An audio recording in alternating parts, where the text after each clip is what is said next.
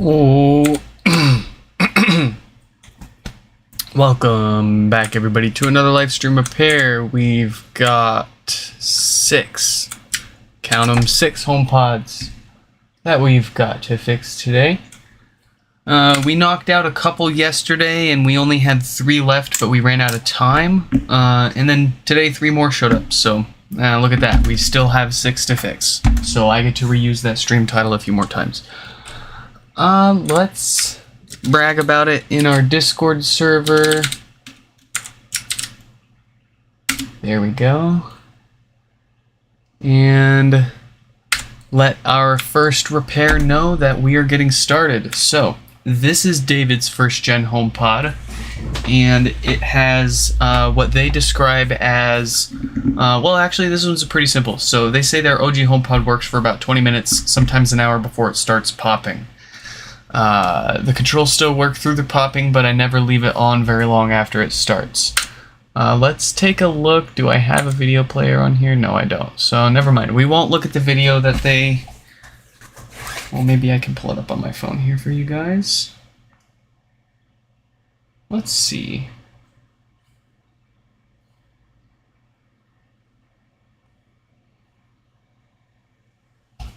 Nice.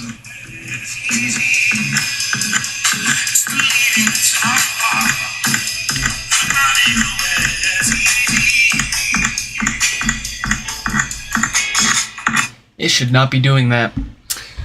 I am willing to wager a bet that based on just the video they sent us there, they have most likely got a blown bass speaker as a result of the DC filters starting to go bad on the amplifier, which is supposed to, of course, filter DC voltage that we do not want going through the amp before that audio signal goes to our subwoofer.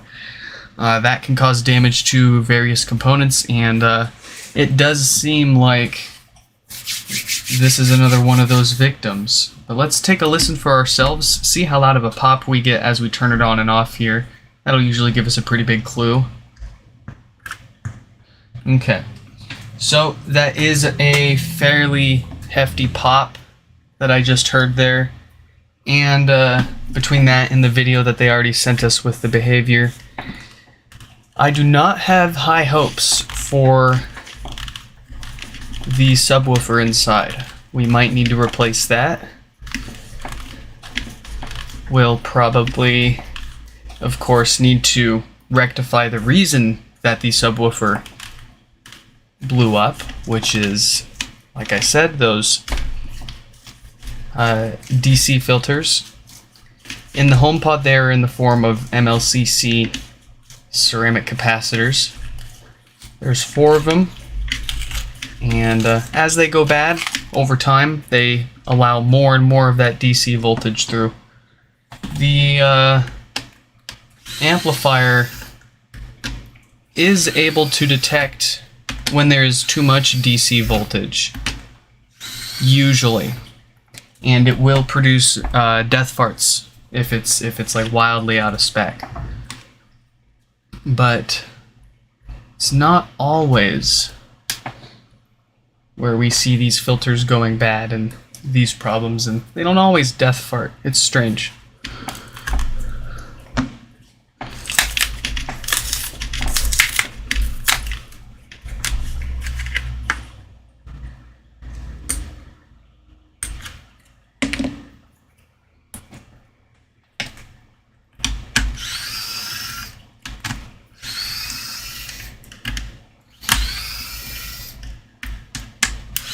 And of course, while we're in here, we'll take a peek at our very familiar friend, the Schottky barrier diode.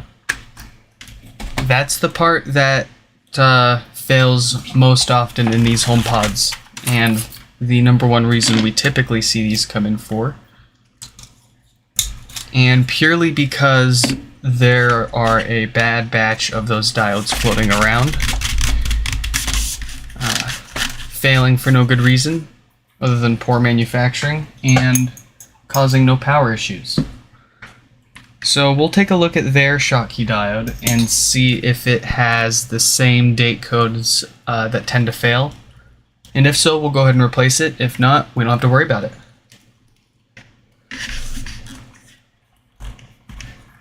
Hey Mike, welcome to the stream.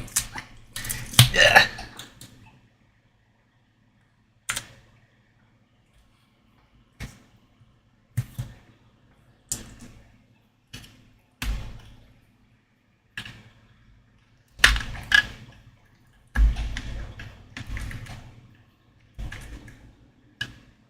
I think most of our repairs today are going to end up being no power, so I figured we'd kick things off with a less typical repair here. I still suspect it to end up being the fairly typical as far as this specific issue is concerned. But it will be nice if we've still got a good bass speaker.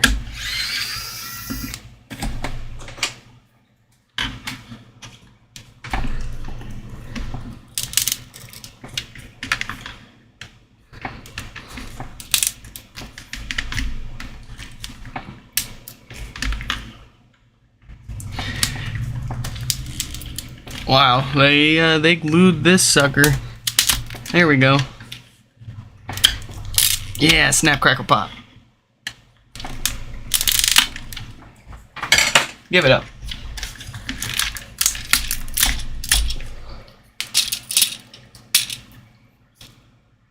Yeah. All right, for that.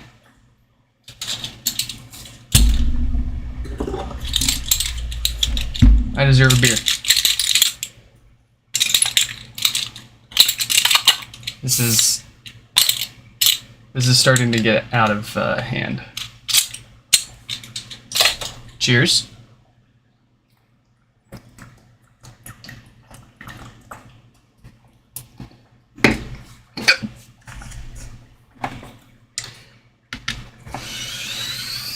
All right, the moment of the first truth. Let's see what we've got for a bass speaker.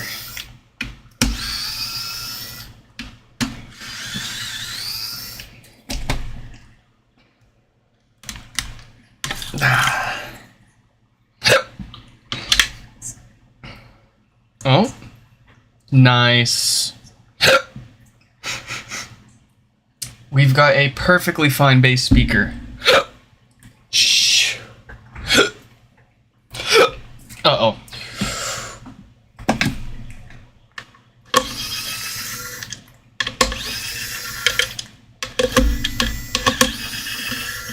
Oh, I see some damage.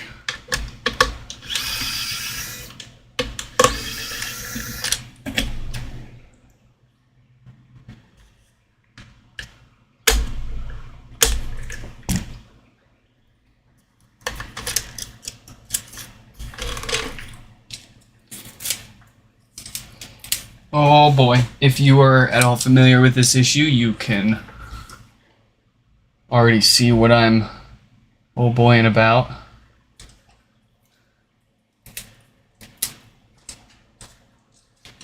Oh boy.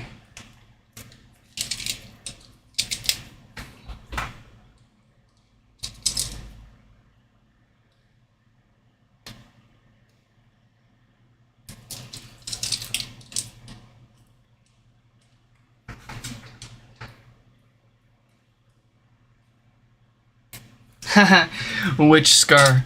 Which one would you be referring to, good sir? Let's see. This one, I knocked the back of my hand underneath my 86-300ZX, changing the oil. What's stupid is I had just finished doing an entire engine swap on that thing, not a scratch. And then I'm loosening the oil pan bolt to drain the old oil and put some fresh stuff in there to start it up for the first time after a rebuild, and I knocked the back of my hand on the subframe under the car, trying to break the bolt free, and I cut deep enough into the back of my hand that I actually saw my bone here, and I had almost a massive panic attack, but I ran inside, washed it off, sanitized it, wrapped it up, and thankfully I got away without even needing any stitches. I hoped for the best, and thankfully I didn't lose my hand. I would not suggest that. This I only got just a few days ago. This is just a scab. This probably won't even scar, but I was carrying the kid home and brushed my hand up against the side of the house, which is very, very, very coarse. Was not pleasant. Yeah, that's just a scab now, but it wasn't really that bad. Probably be gone in a few weeks.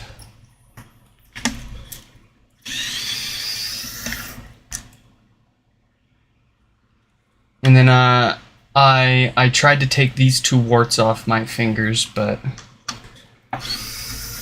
there's these compound bandages with salicylic acid on them that you're supposed to put on the warts, and I did not realize how intense it really gets, so I kind of wussed out of that. I'll live with the warts on my fingers for now. Oh yeah, it looks way worse than it really is. Like, well, I can't lie. The moment I brushed my hand up against the side of the house, it was very painful. I essentially like sandwiched my arm or my hand in between the house and the baby and me. So I was just trying to make sure I didn't like drop her or like bump her into anything. Rather me than her.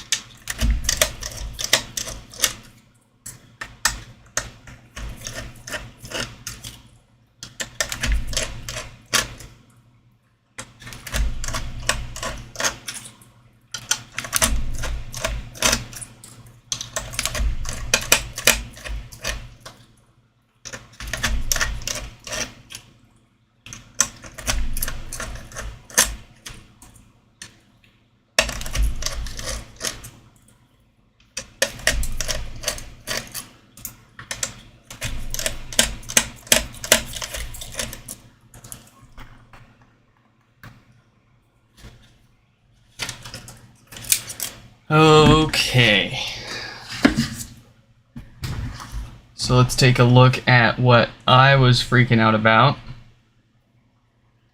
That would be our big 10 ohm resistor here that's just half gone. You've got a chunk of it over here.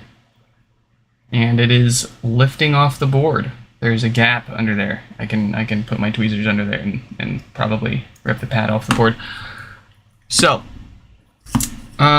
what date code do we have for our Schottky diode? Can we leave that alone? 1726K? Beautiful.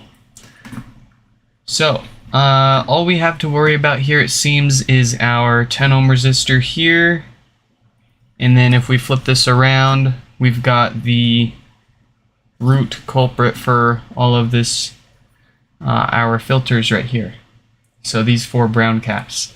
We're going to go ahead and replace our filters first, and then we'll take care of the resistor, and then we will put this together enough to test it out and see if we are within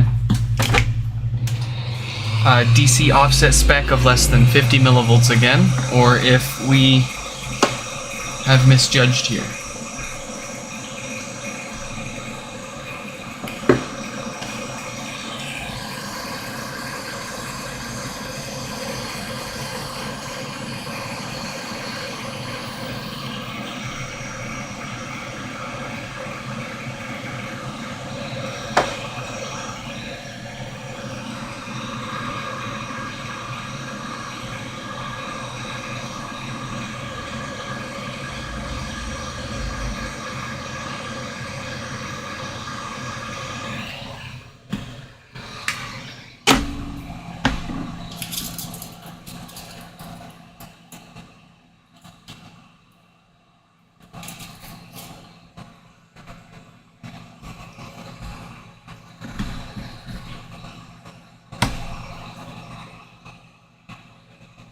A bit of a delay on that overhead camera.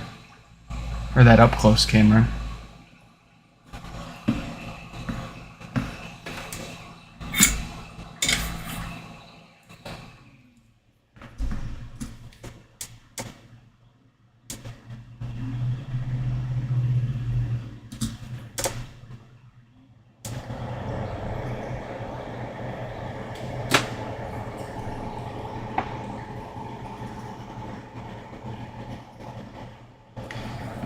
Nice.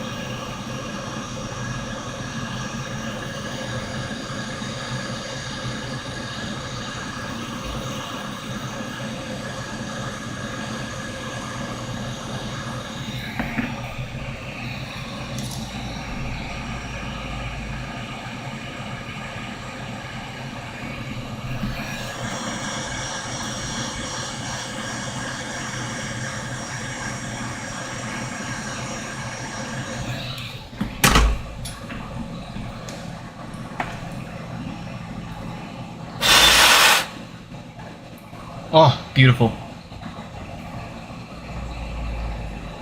Okay, let's flip this around, take care of our resistor there. We're going to protect the plastic connector next to it with our makeshift aluminum shield here.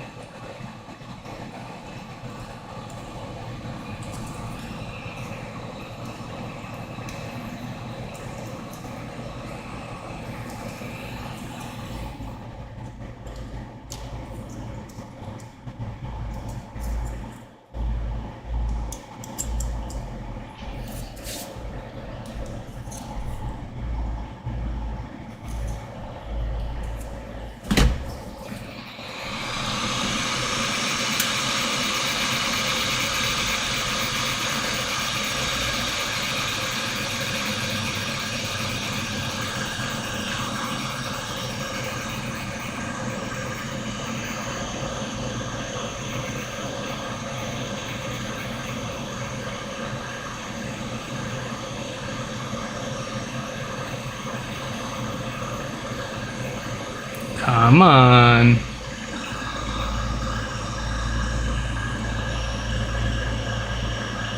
Haha.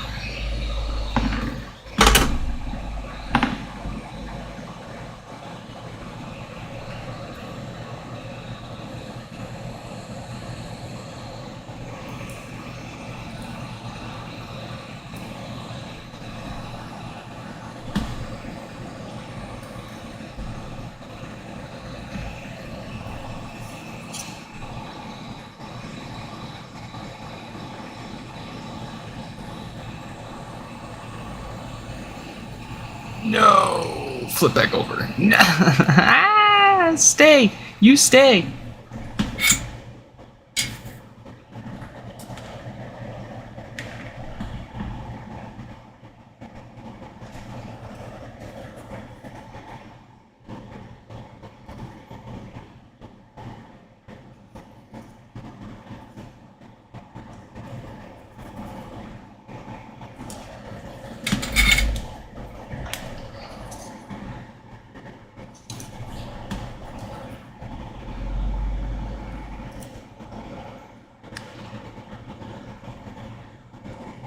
Yeah, you thought the frickin' Shocky diode was tricky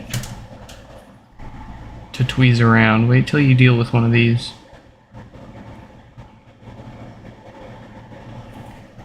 Yeah, it's not as bad as those super tiny little suckers.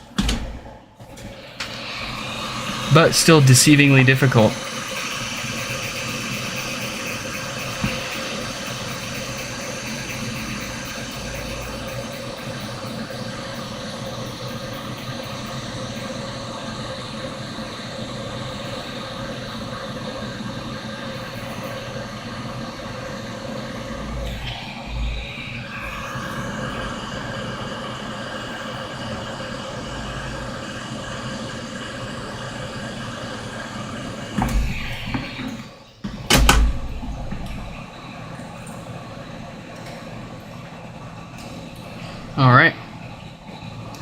caps are still on there, so this is should be good to go. Let's put it together a little bit and see what we're dealing with.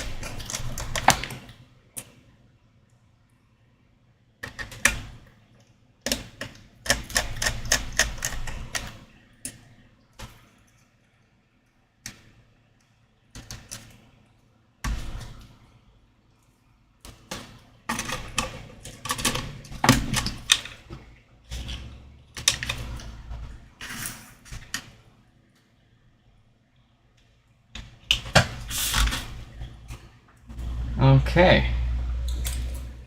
We're looking for less than 50 millivolts on the meter at the bottom right hand corner of the screen there, as well as a significantly reduced volume of popping as soon as it turns on and when we turn it off again.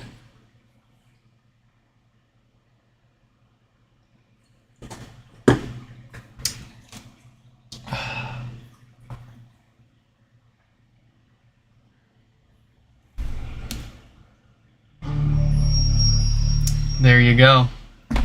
I think our problem is fixed. We've got fresh filters, we got that resistor replaced, and popping is almost entirely gone. At least I couldn't hear anything. There's probably some little bit of popping still there. It's inevitable, especially with the way that Apple designed these amplifiers. But if I can't hear it over the background room noise, then we are well within spec. So let's get this put back together, and then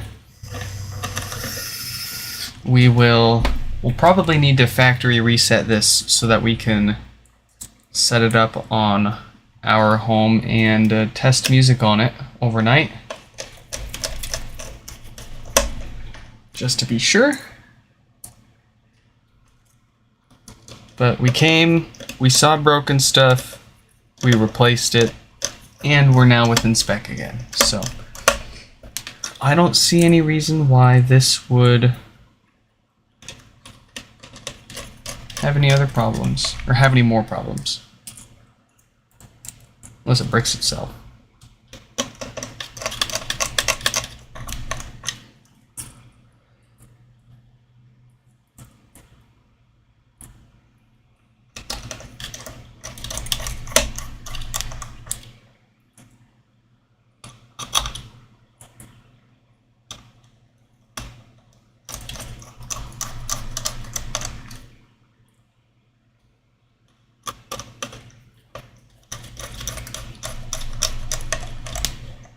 Hi. Hello, Mars. Welcome back. Did you have any of the new models for repair? No, nobody's, there's only one person that's ever reached out to me about any issues with the second gen. I've gotten plenty of people asking me if I've ever had second gens in for repair, and the answer is no. But I've only had one person reach out to me, and I can't remember even what their issue was. I think it was like no sound.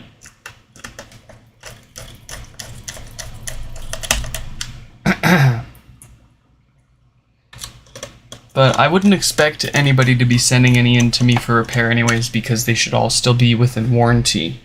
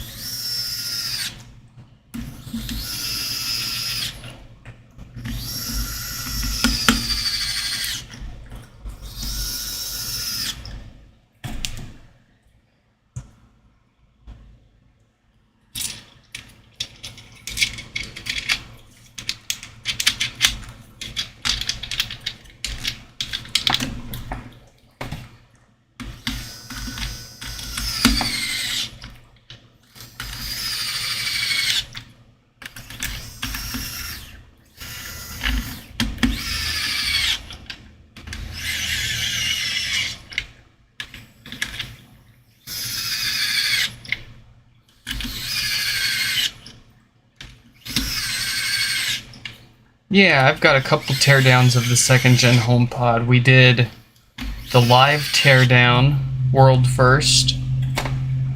You know, world's first look inside the second gen HomePod kind of deal.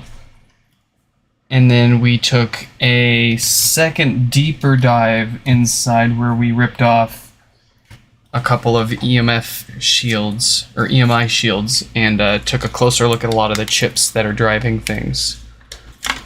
And then we took apart the new Apple TV 4K, and then we took apart the Siri remote.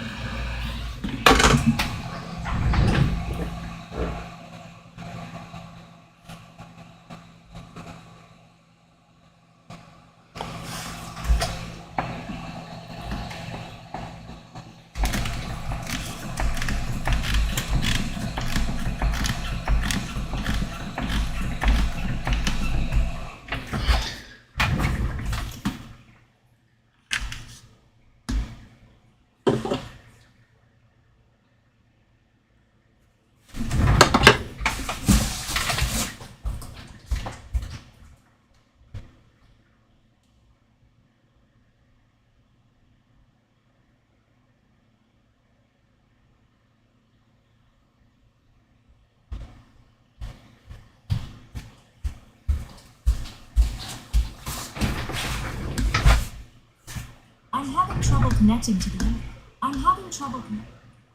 All right. Beautiful. It does appear that we've got David's HomePod fixed, pending a factory reset and test overnight, but I really do not expect to find any issues with that. So let's grab the next repair. What do we got here?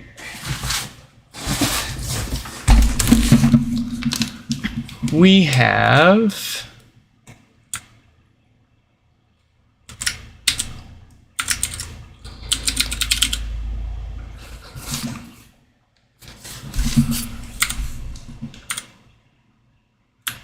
okay, ooh. Well, we're on the theme of interesting and less than usual repairs so far. This one's from Morgan. And we've got some drop damage. So, I have an old HomePod that hit the ground from a short distance recently and has been rattling whenever heavy bass hits. Some songs sound just fine, but when the bass is strong, it gets very loud, crackling / rattling sound. So, this is most likely a bent up subwoofer.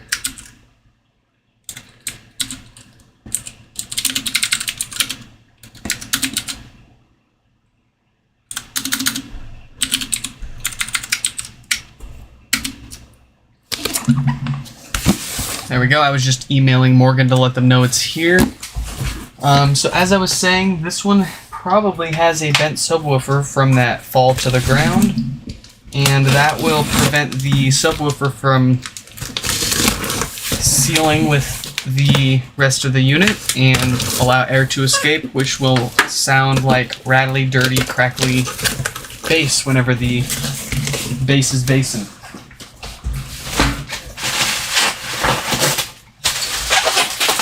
So I normally give people two options when it comes to drop damage and a bent subwoofer. Your first option is if I can bend the subwoofer back, then it'll be typically a $60 repair. But some people are fairly particular. They don't trust a subwoofer being bent back. So I'm okay with that. If you want, you can pay the extra $20 and we'll just outright replace the subwoofer speaker for you. And there you go. But we haven't actually had anybody that particular about it. Everybody, of course, has opted for just go ahead and bend it back. If it works just fine, great.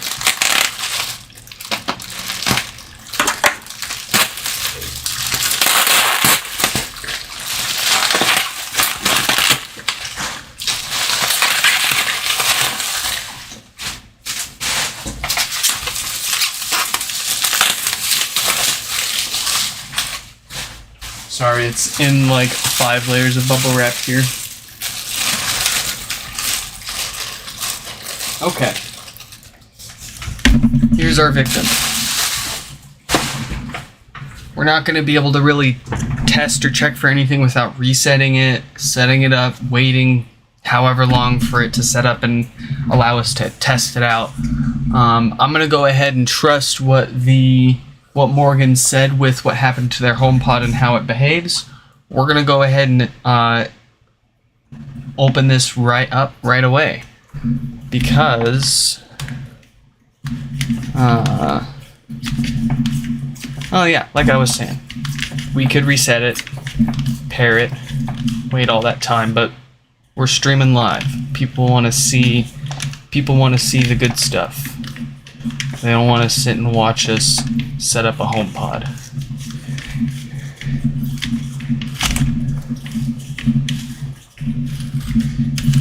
But afterwards, we will, depending on what we see inside, we may reset it and set it up and test it overnight like the last one. Depends on what all it needs.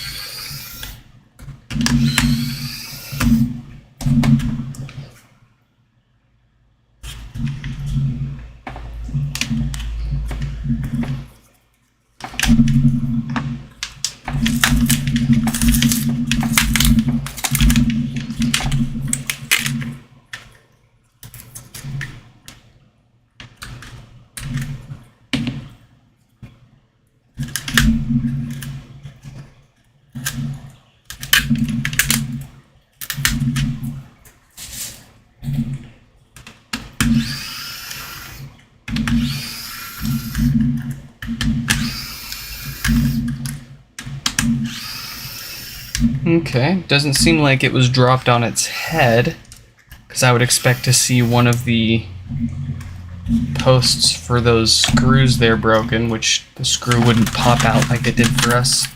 Yep, looks good. It's been a minute since we've had a bent subwoofer on the channel here. Do I have my hammer?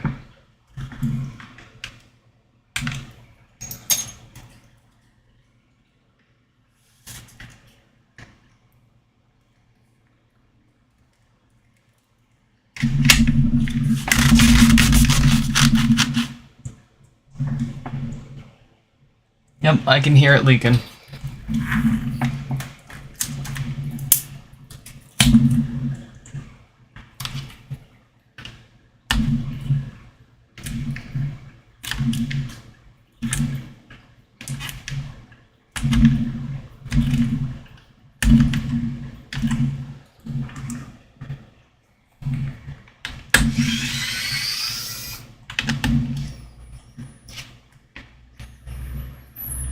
Oh boy. That one is bent. That one too.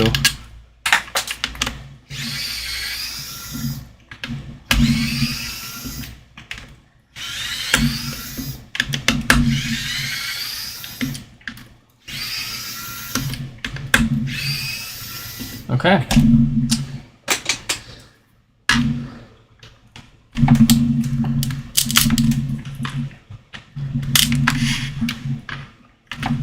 Oh, we got a bit of a crack in our top basket here as well.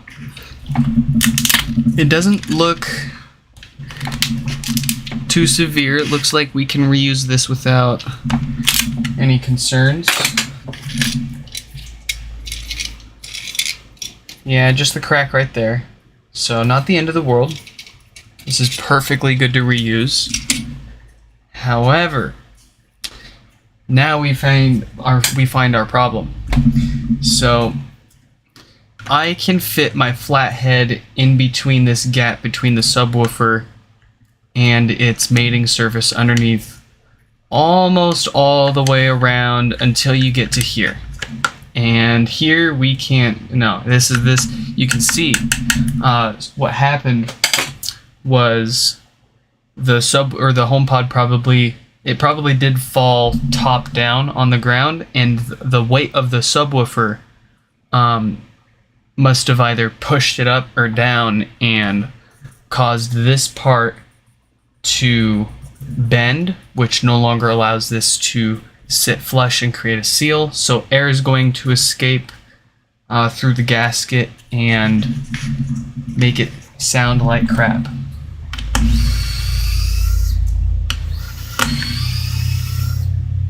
Actually,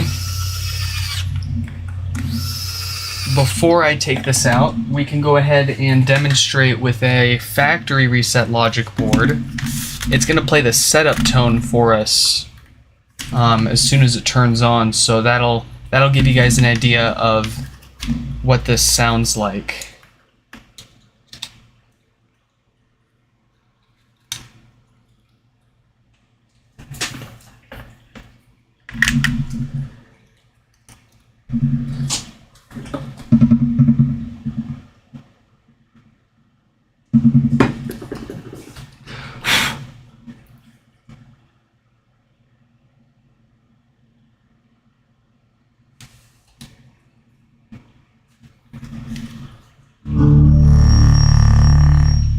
Yeah, you hear that rattling?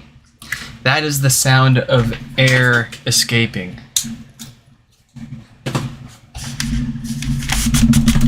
So let's get this subwoofer out and see if we can't straighten this out.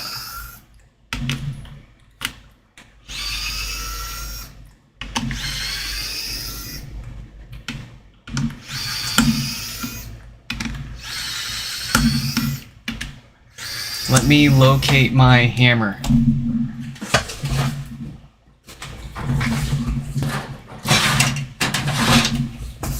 My forcible straightening device. Ah, shit, it's in the garage. I'll be right back.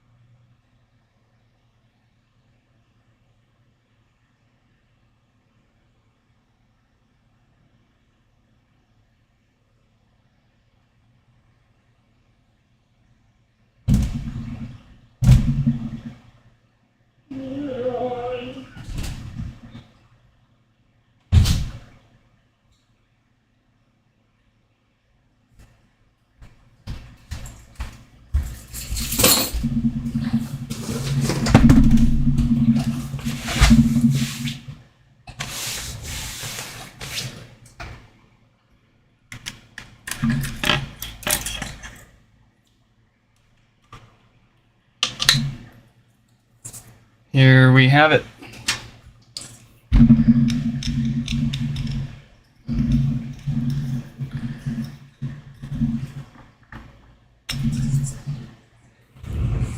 Oh yeah.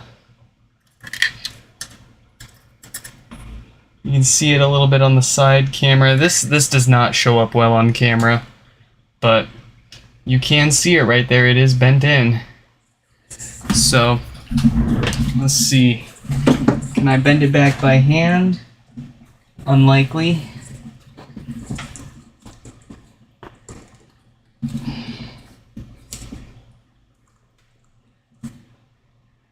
Yeah. It's not going back by hand. Let's grab... You stay there.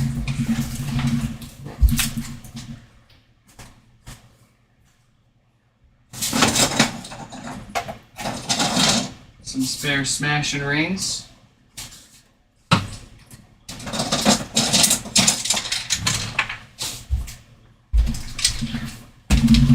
Here we go. So what we're going to do with these is, instead of smacking the metal hammer directly onto the metal subwoofer, and instead of setting this on the surface of the table and pushing that speaker and probably damaging it, we're going to put this on here so that it can sit on the table without us damaging the speaker cone. And you can actually see how bad that gap is now. And then we're going to put another one on top so that we can hammer our plastic and beat the plastic up instead of our subwoofer. Now I'm going to do this on the floor because obviously I don't want stuff flying all over the place on my desk.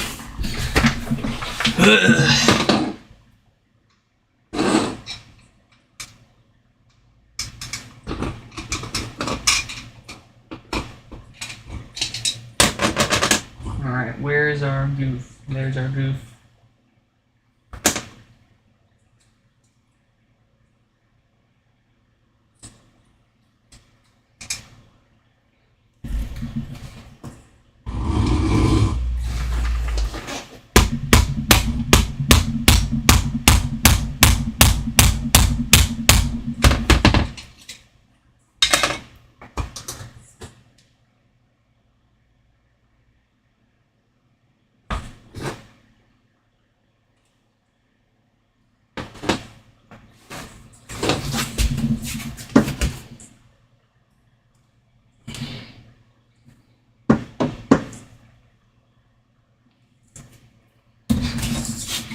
And there we go.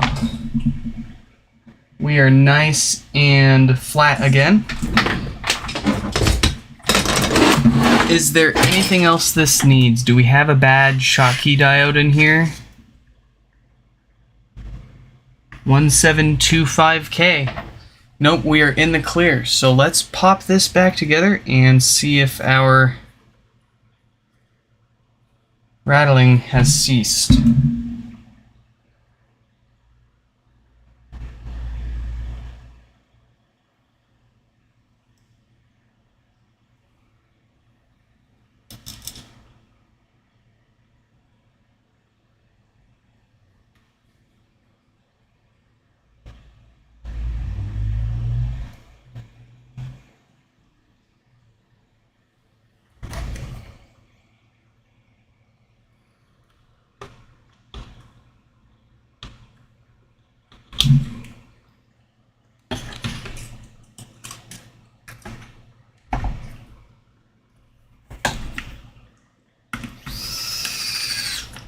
Certainly looks better already.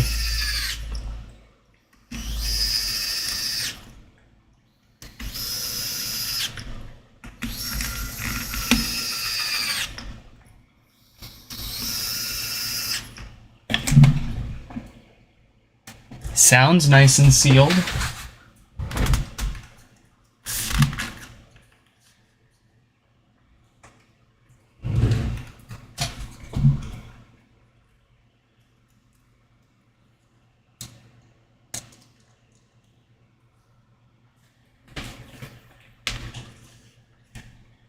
Here we go.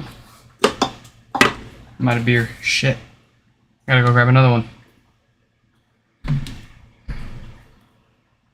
Make sure our fabric isn't touching that. We don't want to hear that throwing us off.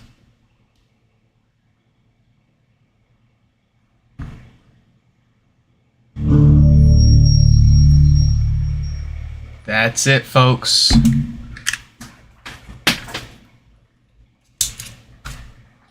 This is fixed. So we just need to finish putting it together.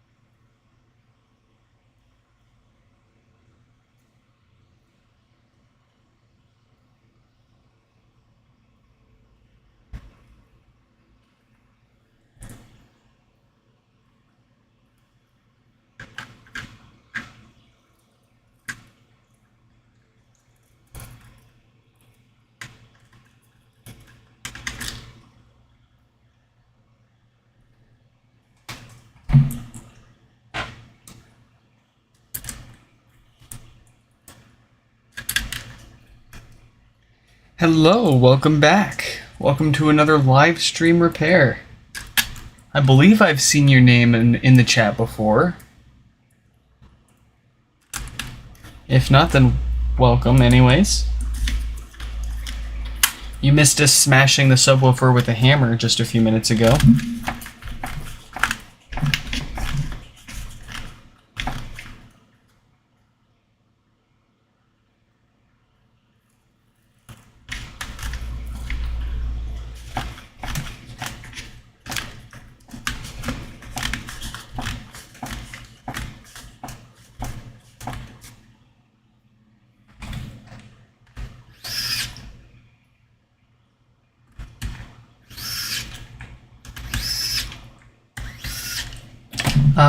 I believe that's what you call a palindrome, if I'm not mistaken.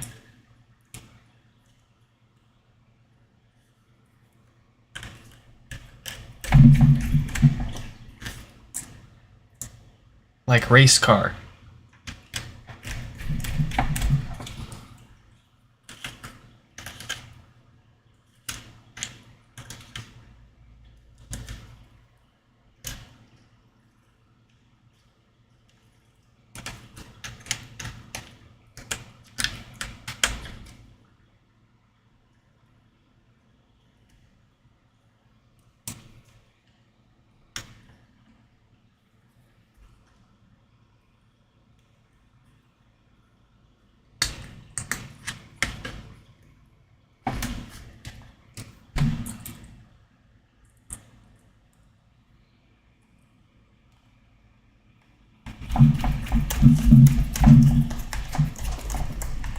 I am no grandmaster of grammar. No, sorry.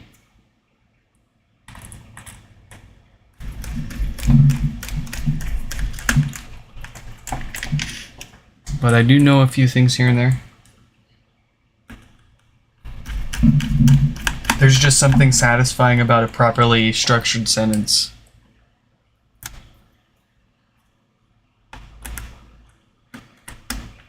It's odd because, like, math is essentially a language that predates human history, because math is essentially and I don't mean like math as the written language. I mean math as a concept. Like, it's been around before us because it is like, you know, how the universe basically functions, laws of physics and all that. But then you've got, you know, languages that humans came up with. And,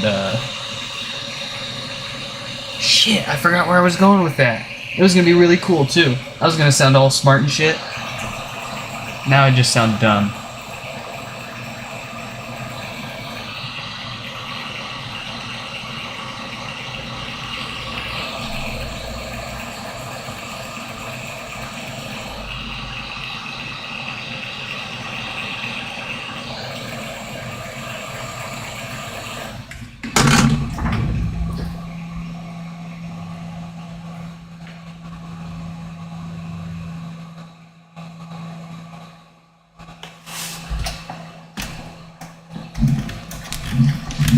Alright, that should make 2 happy homepods now. Let's just sanity check that this is still hunky-dory. I'm gonna grab another beer.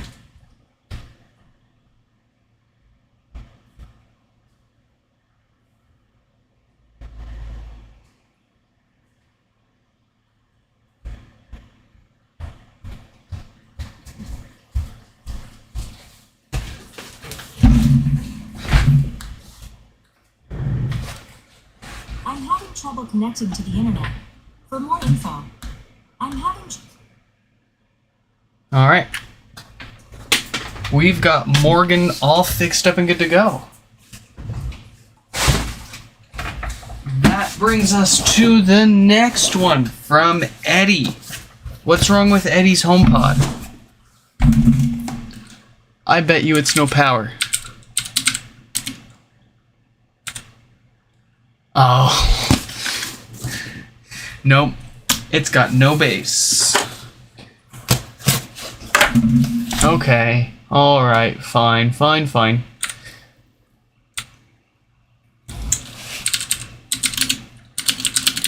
Well, I did say we were going to start the stream off with interesting ones, and I just didn't expect to be halfway through the queue and not have touched a single one with no power yet.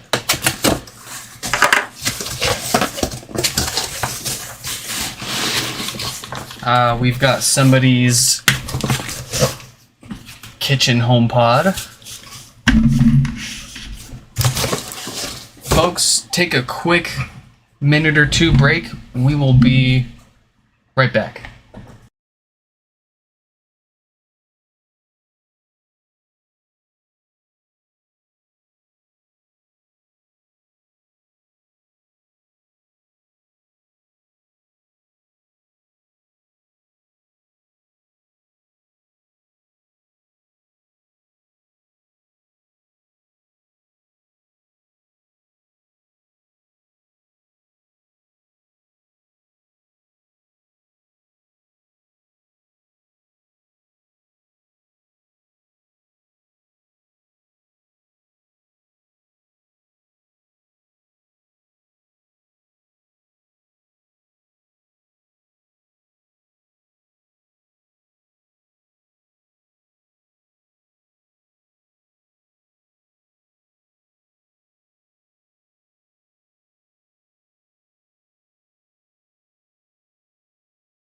Boobidoo-ba, boobidoo-ba-ba. Here we go. We've got Eddie's HomePod with no bass. Let's shoot them a quick message and let them know. And let's check out our symptoms. Make sure we are actually fixing what we were told we were gonna fix. What the heck?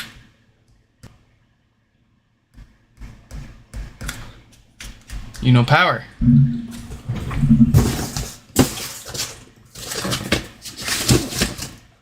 Eddie. Yep, this is the right Eddie. From Eddie. Hey, my HomePod seems to have lost bass.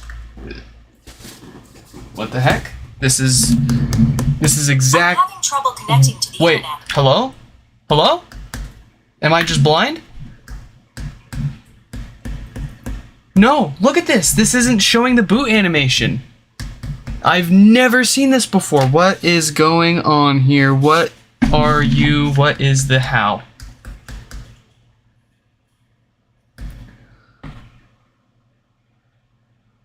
And if we give it just a minute to finish turning on, I'm having trouble connecting to the internet. the Siri light comes on fine. The volume lights come on fine. But there's no boot animation. I am completely confused. What happens if we hold it down? Look at that, nothing. It should have a red spinning circle right now. I'm sorry. This is new. This is new for me. We've had hundreds, if not at least 1,000 HomePods through here by now, and I've never had any of them behave like this. It won't reset either. It just oh, you know what? It's probably not detecting that I'm touching it until it fully boots up, which is why it won't show the animation or turn red when I hold it down. But once it boots up, it detects me touching it just fine. Wow. I'm sure that has nothing to do with the actual problem at hand, but we did hear that this has zero bass, no bass whatsoever, which is what they sent it in for. So that's what we're going to worry about here.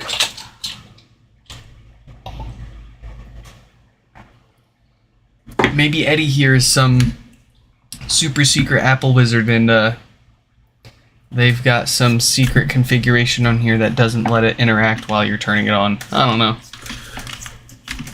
In all honesty, I'm wondering how old the OS is on this. I wonder if they just never updated it and this is just behavior from like really old HomePod OS.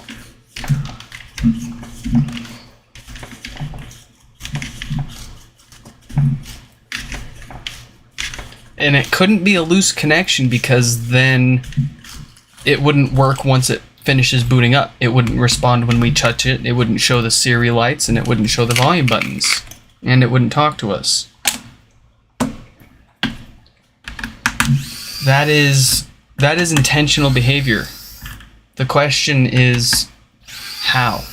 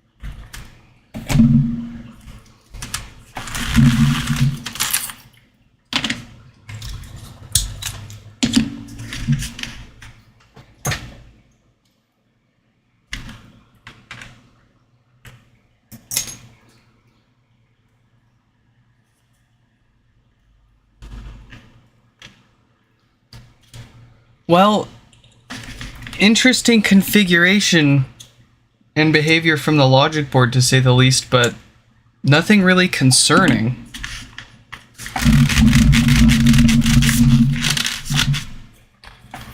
Just confused.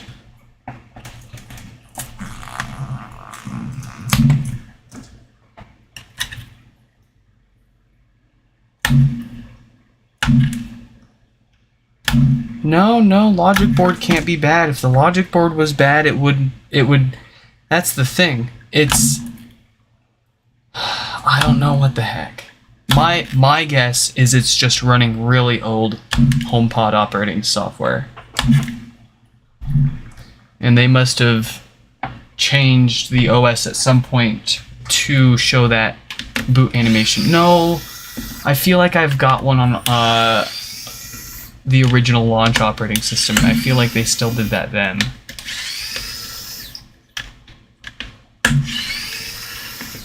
I'll have to ask Eddie if they don't join the stream and fill us in the chat there. I'll have to ask him what the deal is with that. They probably have no idea, but it doesn't hurt to ask.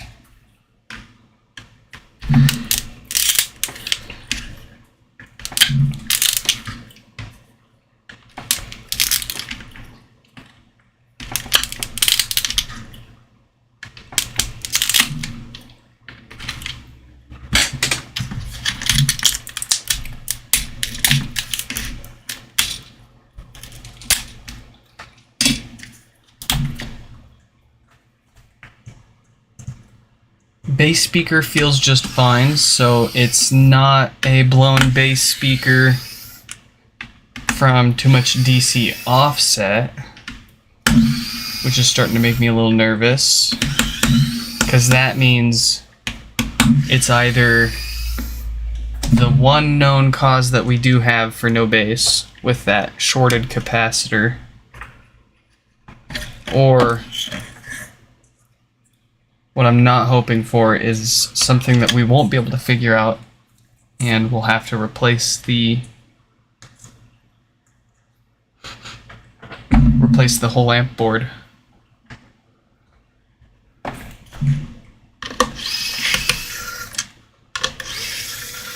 Still have a lot of various unknown causes for no bass. We've only solved a few of them.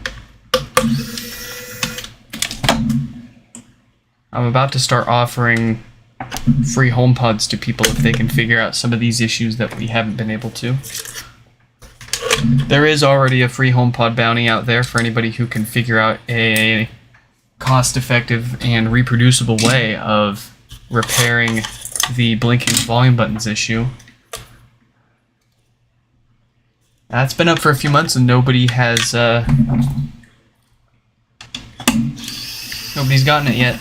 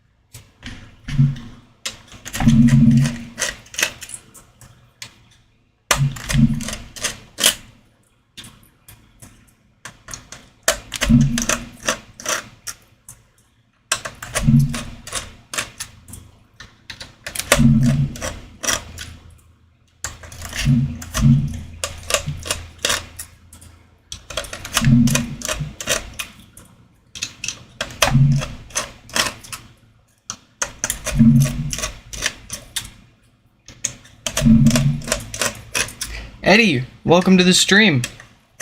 I got a quick question for you.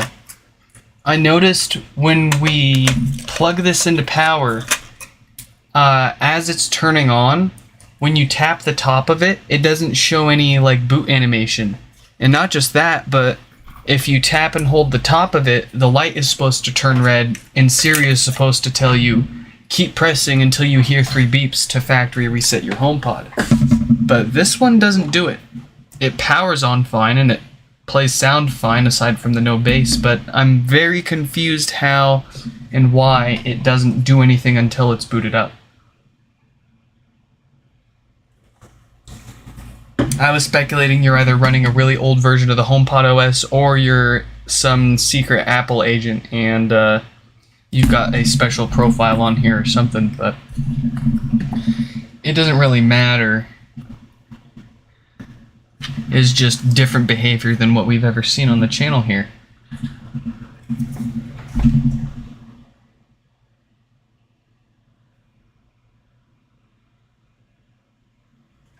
Okay, so fingers crossed. Like I was saying, we only have like one surefire cause for no base repairs, and that's this cap right here shorting out. If it's not this cap, then we probably won't be able to figure it out, and we'll have to dig out another amplifier board to replace this for them in the meantime. But let's see. Oh, I think we got really lucky. Yep, that cap is definitely shorted out. It's dead. So, great opportunity for me to try out. We've been looking for a long time for suitable replacements for this capacitor. Up to this point, we've just been pulling good used ones off of parts boards because we cannot seem to find a cap that matches exactly. However, I think we found it. I believe it is a 22 microfarad.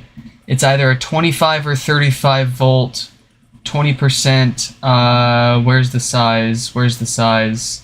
I think it's size 0805. I've got the size on my website. But let's see if these will do the trick.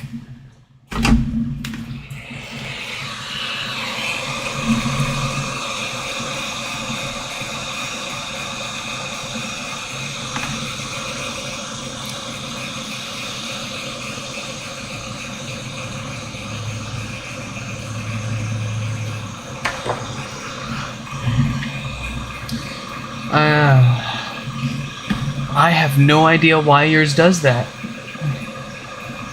I don't think it's a problem. But I don't think it would have... I don't think any amount of restarting could make that happen because we use the same logic board when we're testing repairs. And so that logic board has seen at this point at least 1,000, if not thousands, of power cycles, and it still functions perfectly fine.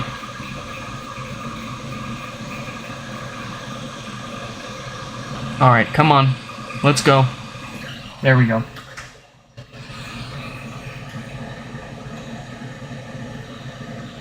I want to check this and make sure it's actually shorted first.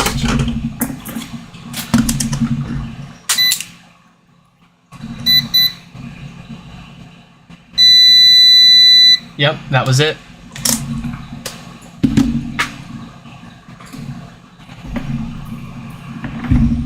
All right.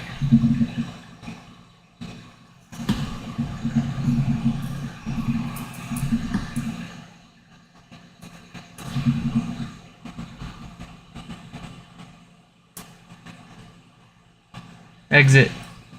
Exit. Get out. Come on. Little sucker. Oh boy. Give me my cap!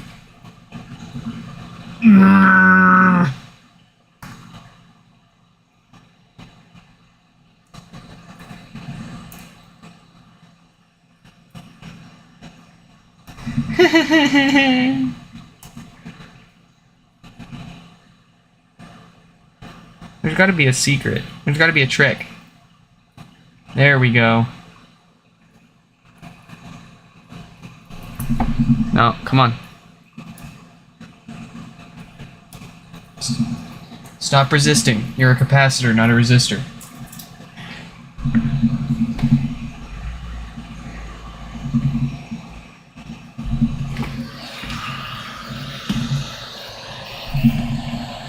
Oh yeah, I would be very surprised if you found any info about that online.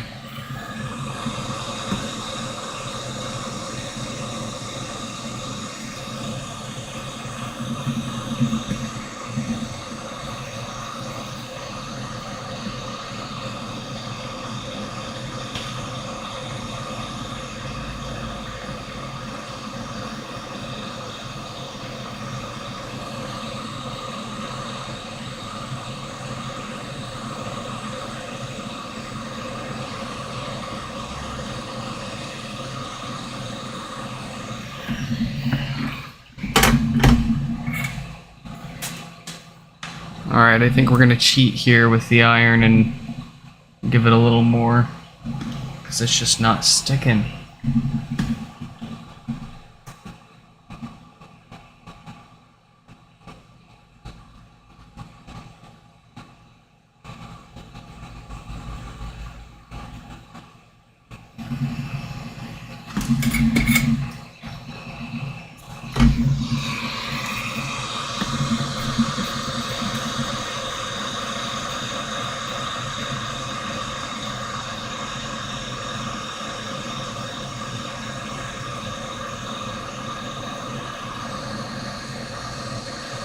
There we go.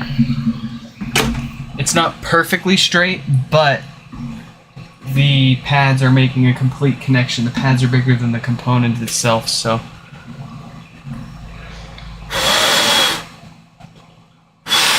that should fix it up. I'm feeling good about this one.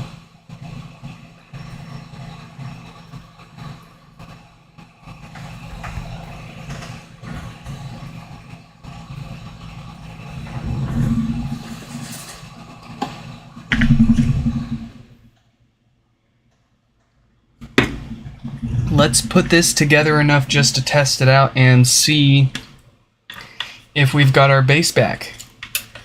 And while we're at it... ooh, I almost forgot that. So this has a Schottky diode right here with a date code of 1748K right there. And even though this is working fine right now, this is the part that fails most often and comes in to us for repair. for no power issues. This date code 1748K and 1746K in particular are the ones that keep failing.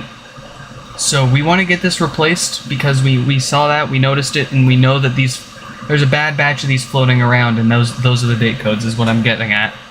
If we ignore this, then we are almost certainly going to be having this thing coming back to us for no power repair.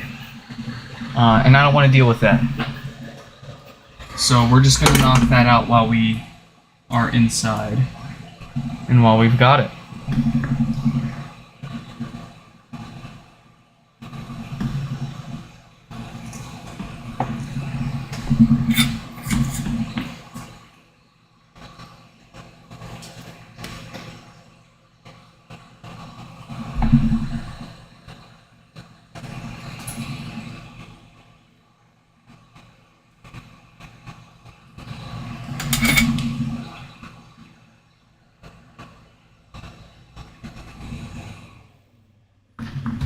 Okay, let's get that on there.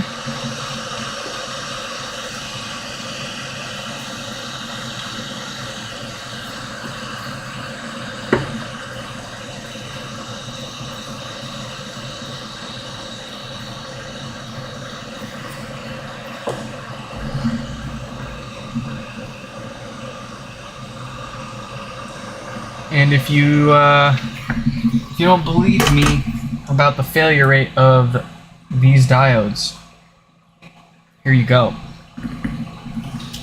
These are all of the dead ones.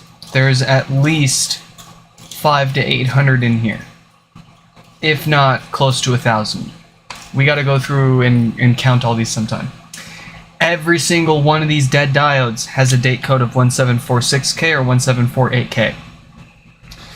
And then for the longest time, we, for every single HomePod that came in, regardless of the issue it came in for, we have been preemptively replacing that diode regardless of the date code that it has until we've got a big enough sample size to say confidently, yes, this is a bad batch of diodes with these date codes. There are diodes in here ranging from as old as 1720K to as new as 18 something something K. So as early as beginning of 2017, basically, to as new as the beginning of 2018. So there's a wide range of date codes to look at here. And again, only those specific date codes are failing. So if you're working on your own HomePod and you notice that 1746K or 1748K on your diode, even if it's working just fine, I would strongly suggest replacing it to save yourself the future headache. Anyways, that's what people send these in to us for. We know what we're doing. We know what to look for. Let's pop this in. Put a couple screws to hold it down. Give us a decent connection to those tweeters underneath. I always thought it was very, very cool that they designed this in such a way that the amplifier literally sits on top of the mid and tweeter speakers, and you screw the terminal posts in through the board to make the speaker connection. The second gen HomePod and the HomePod Mini both use speaker wires for all of their speakers. So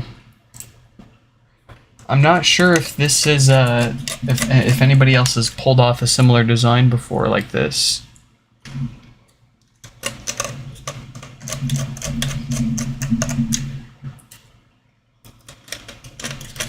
But it's interesting to see that the first gen HomePod basically has its own entirely unique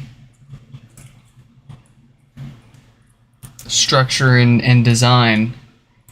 And then the second gen HomePod is strikingly similar to the HomePod Mini in terms of both construction and the materials that they used. Like even down to the plastic that they use for the shell and the texture of that plastic. The first gen HomePod seems to stand on its own, whereas the second gen HomePod shares the same plastic and texture as the Mini even there.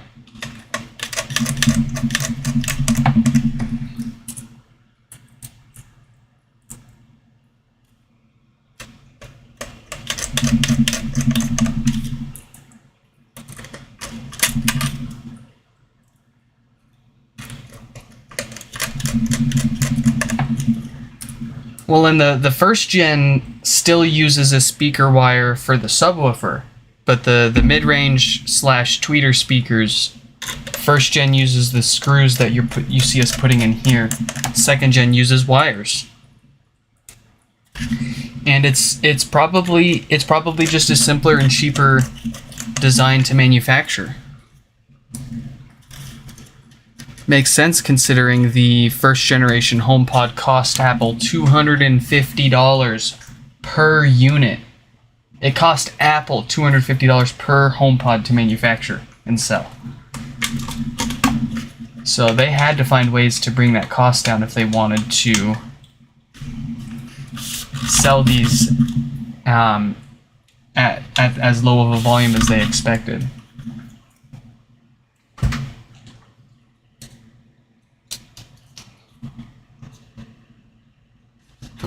Excuse me. Okay. Let's see if it works.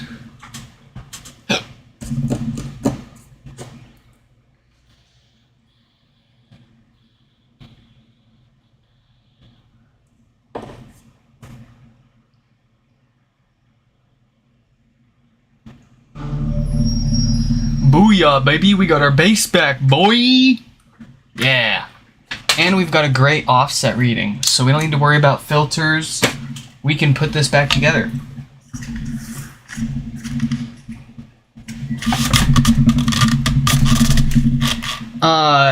I have a teardown of the second gen HomePod on my channel. We were actually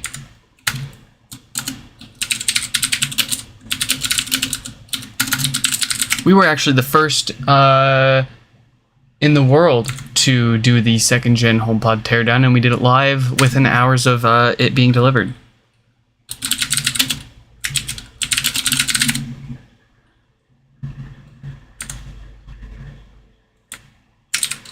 Here is a link to that if you want to watch the second gen HomePod teardown. I've also got another teardown of the second gen HomePod where we take a deeper dive and a closer look at all the individual chips, but the first live stream is just a quick look inside, tearing it down, putting it back together again, and basically showing that yes, you can still take it apart fully and put it back together again and have a perfectly functioning and looking second gen HomePod again.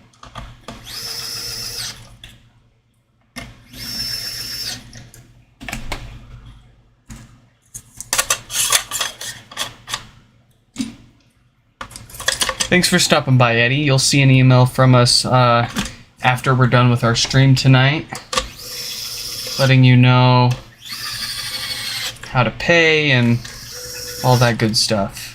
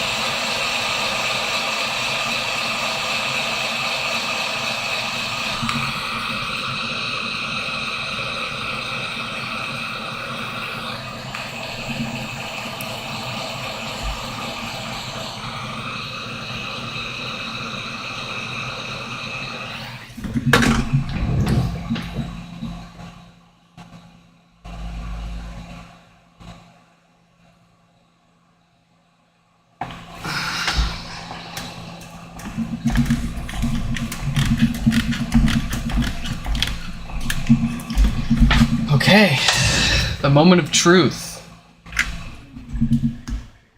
Oh, that's right, it doesn't show anything when it's turning on.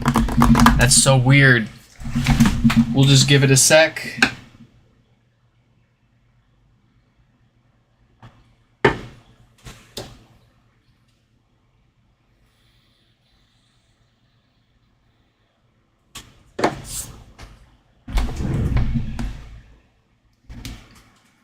I'm having trouble connecting to the internet. Yes. For more, I'm having trouble connecting. Yes.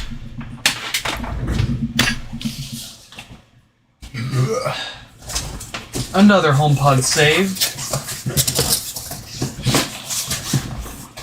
Let's grab another one. We've got Robert here. And hopefully we've moved past all the complicated repairs and we've got nothing but no power. Smooth sailing from here on in. Oh my god.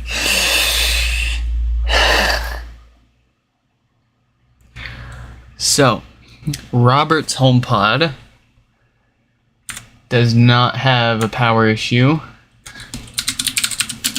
It's got death farts.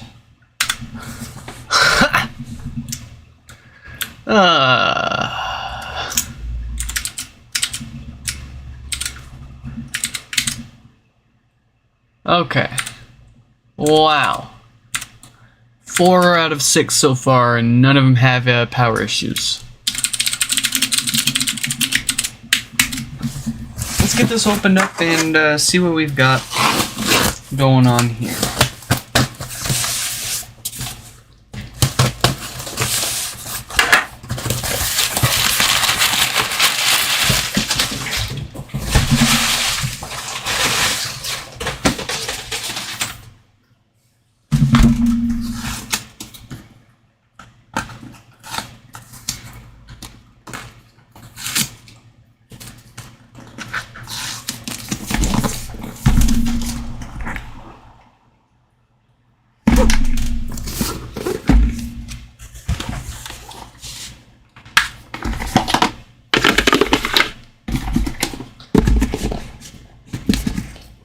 Go on. Okay.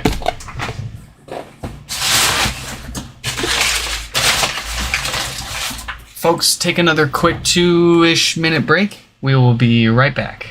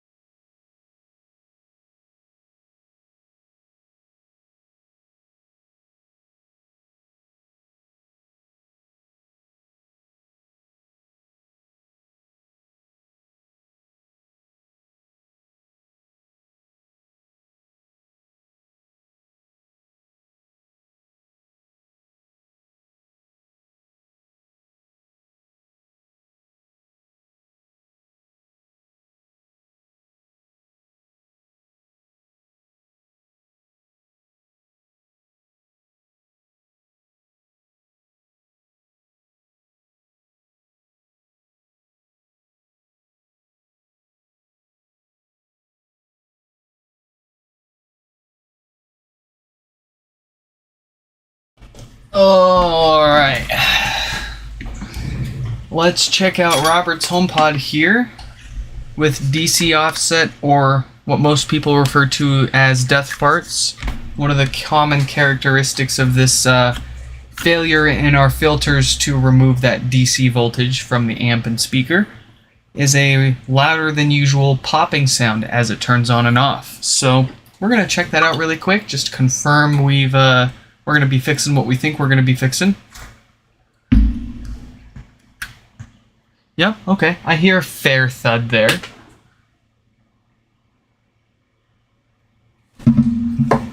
Let's go ahead and crack it open. See what we've got. What's going on inside this HomePod?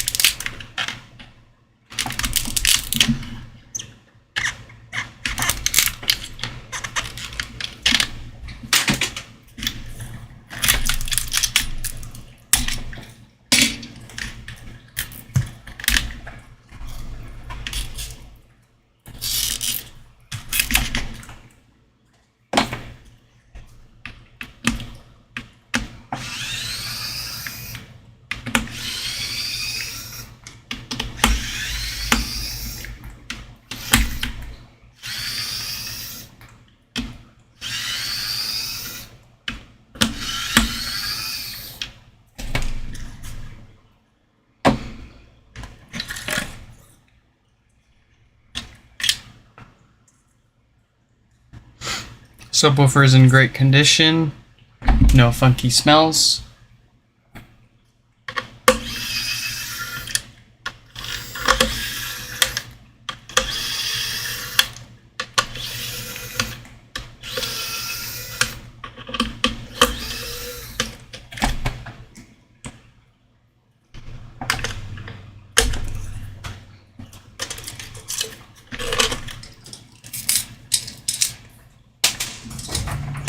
Oh, you.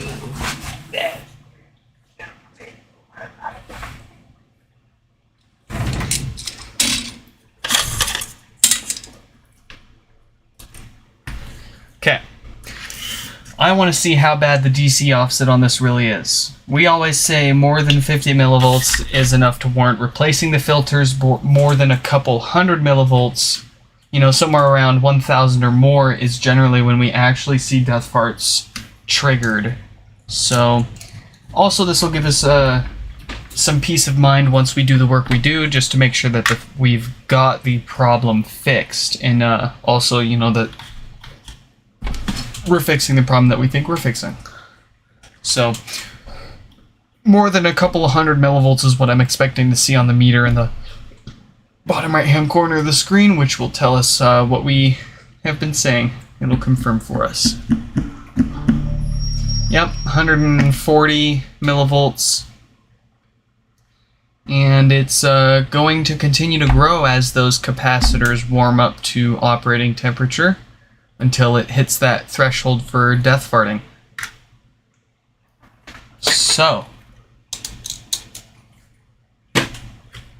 this certainly needs new filters. We know what we need to do. Let's do it.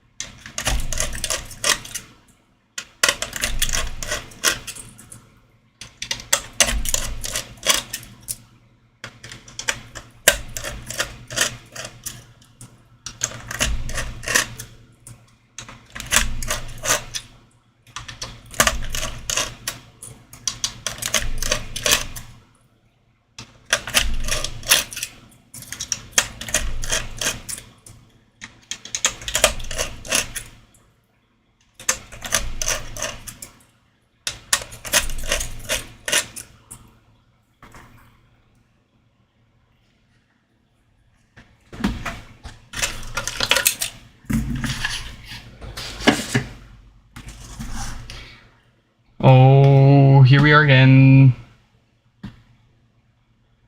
Alright, so that Schottky diode's going to need to be replaced. It's got a date code of 1748K, which we all know will fail and cause no power. We don't want to get this thing back anytime soon, so we'll knock out that Schottky diode replacement and avoid the whole no power problems while we've got it.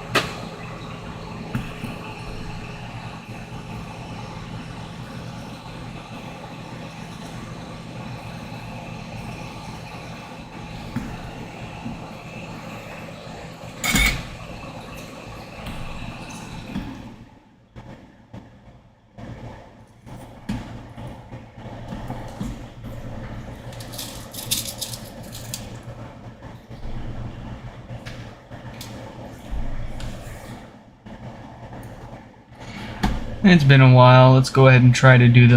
no, I don't want to do that. I was going to say I want to try to do all 4 at once, but... this low mount solder in particular has not been my favorite.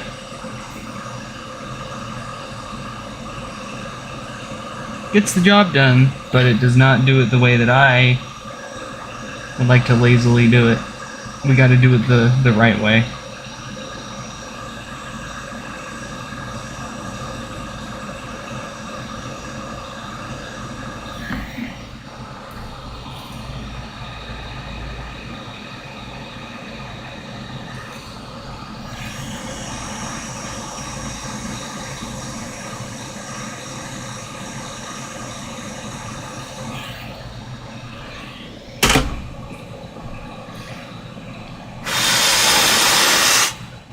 How about that? That looks fantastic. Let's get this diode replaced.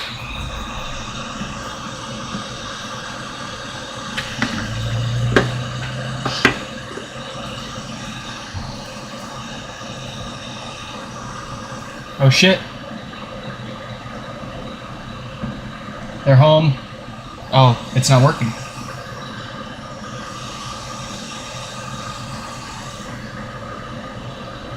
Whatever. I was going to show you my cameras, but that's not working.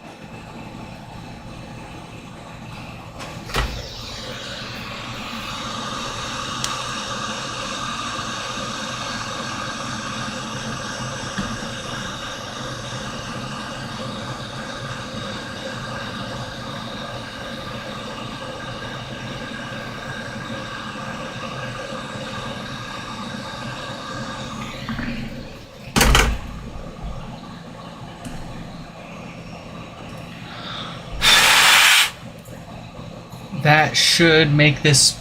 oh, so hot! Yeah, very hot, for sure, but that should take care of this board. Make it nice and happy. Hey, there's the cameras.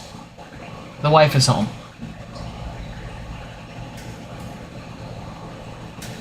Let's get those out of the way.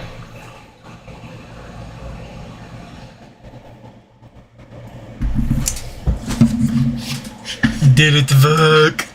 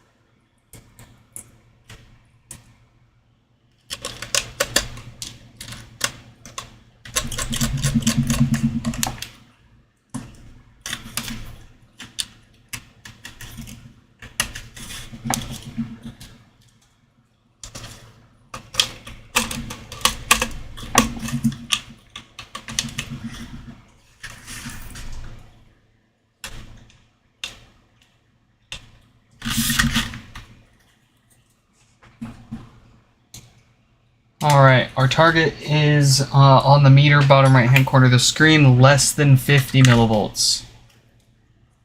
What do we got?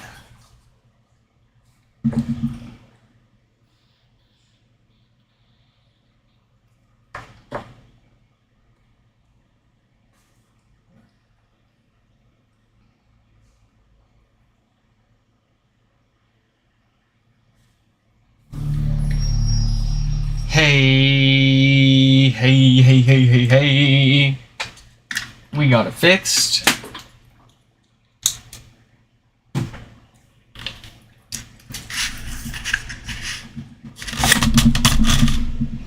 Put it back together.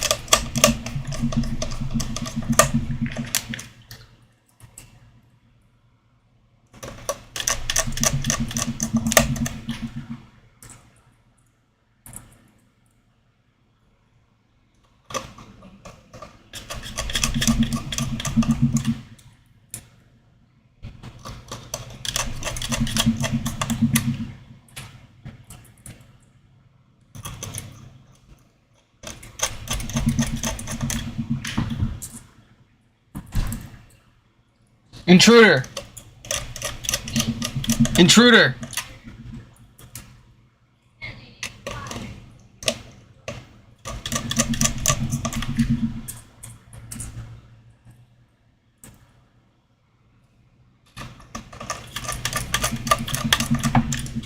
Hello, I'm gonna use the restroom. Are you streaming? Yeah, Okay. We're going real quick. that's fine. Just don't make really loud poop noises. I'm not gonna fart. No farting. People have to pay for that.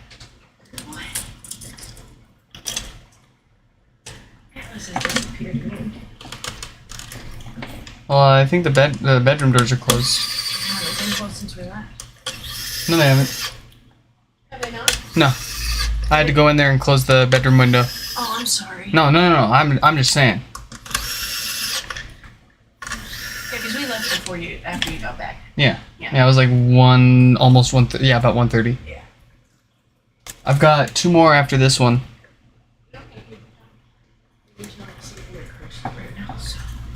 I got her a couple new dresses. Well, Angie bought her one.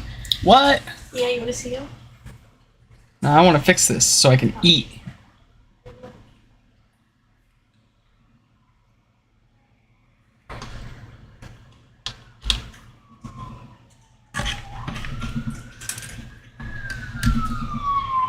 There they go.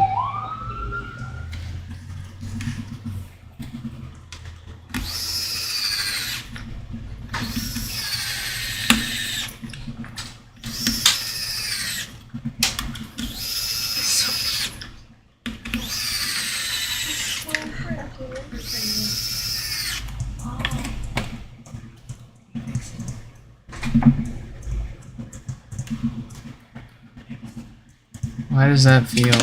That's okay.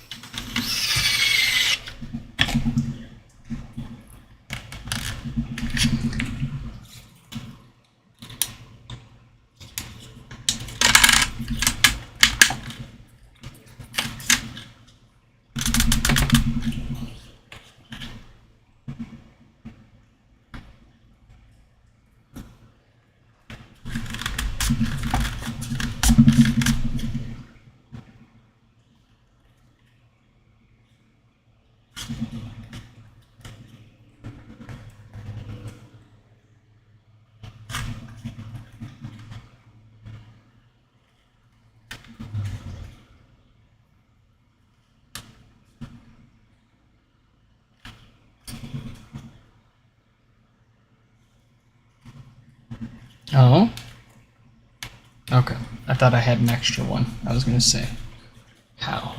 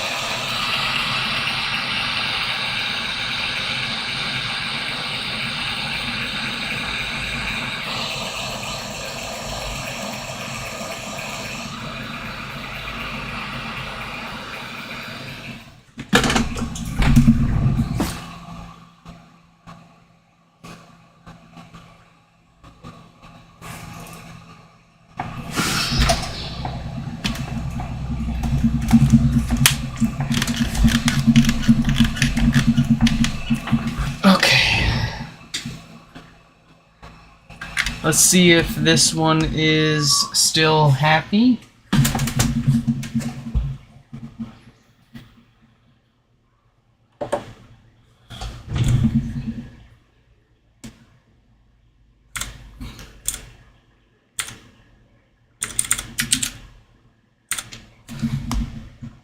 Yes.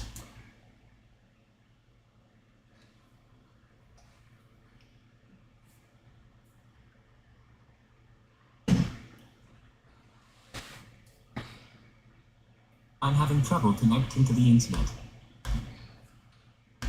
I'm having trouble connecting. Beautiful. Excellent. Robert's HomePod is fixed.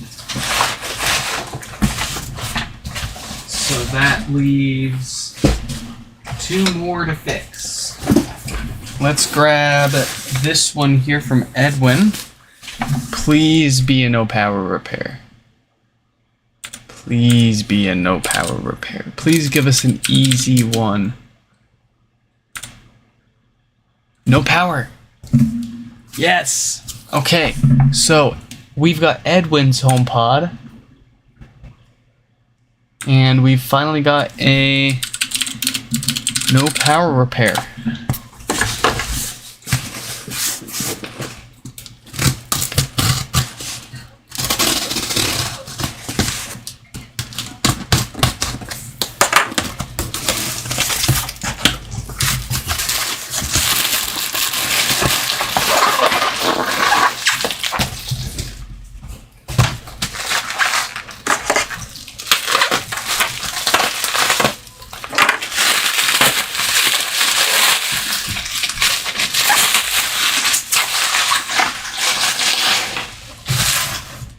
Here we have it.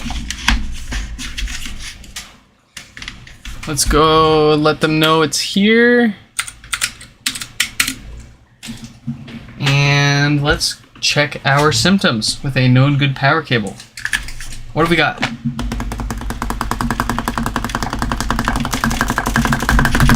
Yep, no power there. We've got 6 to 7 watts of power draw, which is a little higher than we normally see for a dead diode. I wonder if we've got like a faulty power supply in here, but looks like we've also got a crack on the display right there, so we need to be careful prying around that. We don't want to make it worse. Hi, Daddy. Where are you going? Into the living room. Okay. Is it okay? Yeah. Our carrier's in the car table. Uh-oh.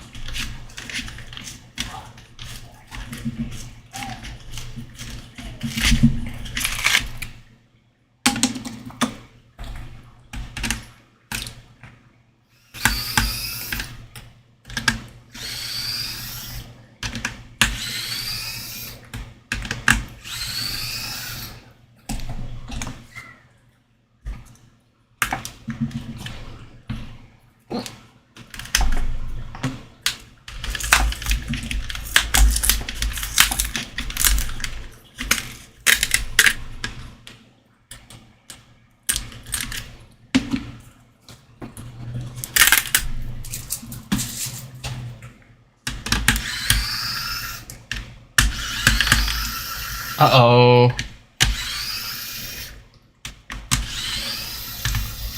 Yeah, we've got some broken bits in there.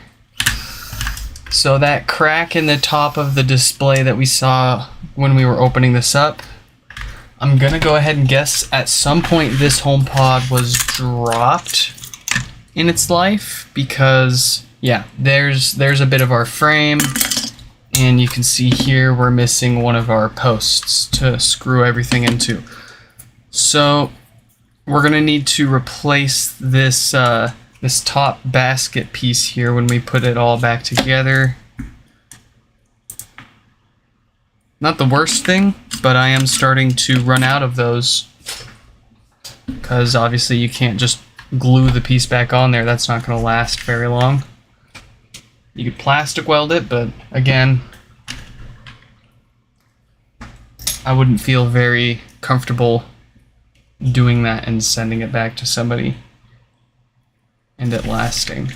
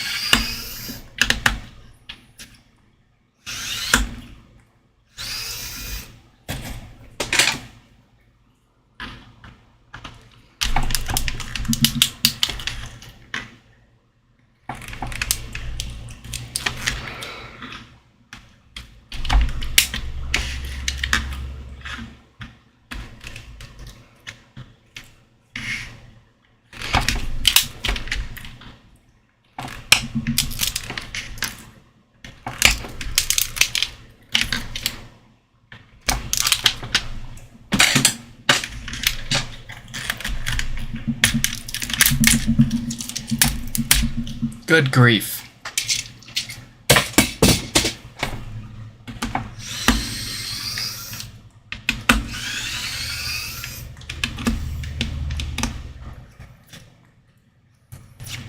Good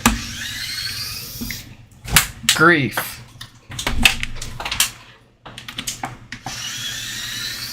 Screw that one. That one's alright. That one's alright. So only 2 of those screws survived. I'm gonna glue Tim Cook's butthole shut. Subwoofer's good. No worries there.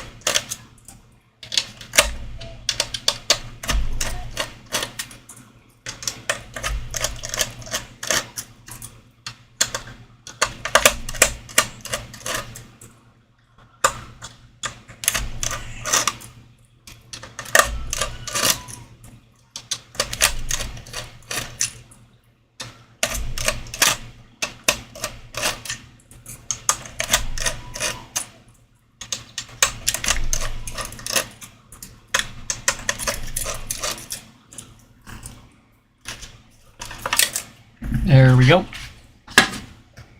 Let's get up close. Our Schottky diode with a date code of 1748K. That's our problem.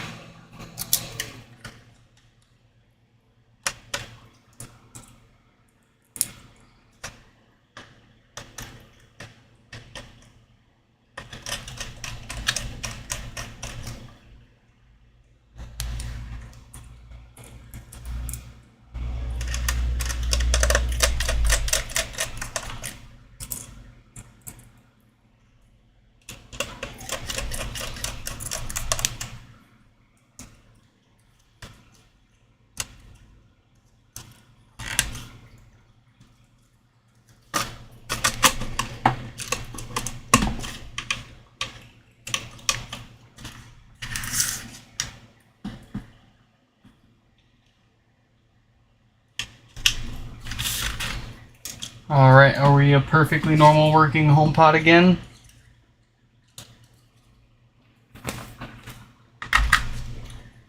Yes, we are.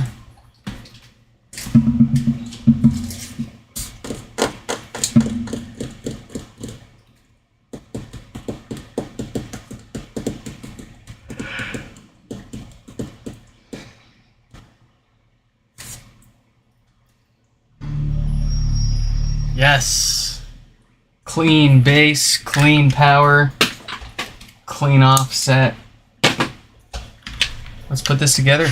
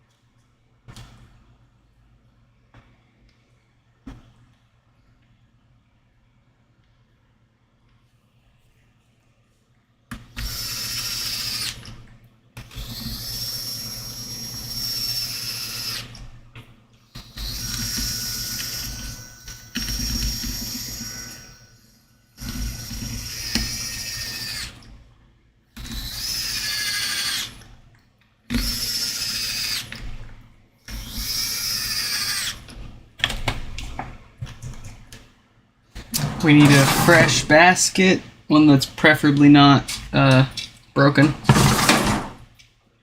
Here we go.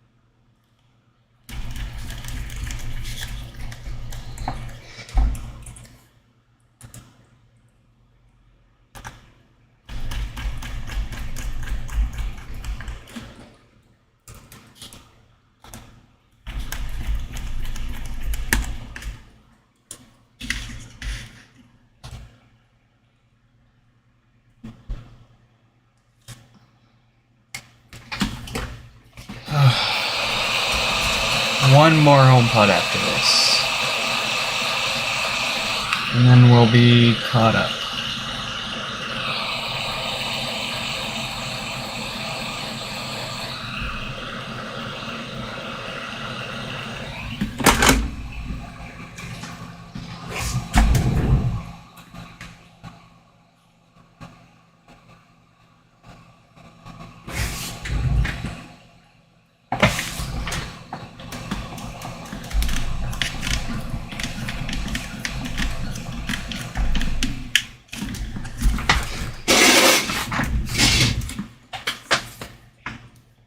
And we've got ourselves some power.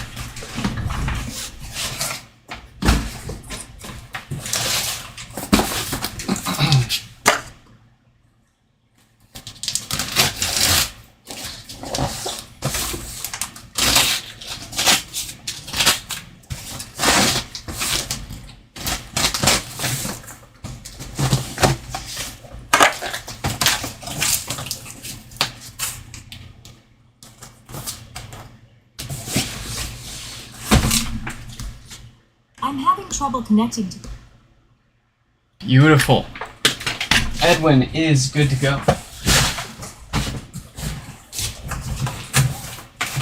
We've got one more HomePod left. This one comes from Randall. Oh, interesting. I'm gonna have to ask Randall where they got this packaging, because it is suspiciously HomePod specific and not packaging that I've ever seen before. Let's find out what's wrong with Randall's HomePod. Hopefully no power. No. Good God grief. Death farts. Wow. Out of all 6 HomePods today, the only one, we've only gotten one with no power. Every single other one has been a fairly involved repair. Let's double check our symptoms here. Yep, there we go. It's powering on. I just want...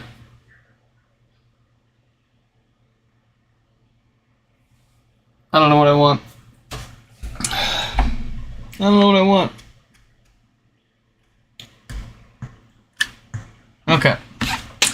Pretty loud popping that we got there. Let's crack it open.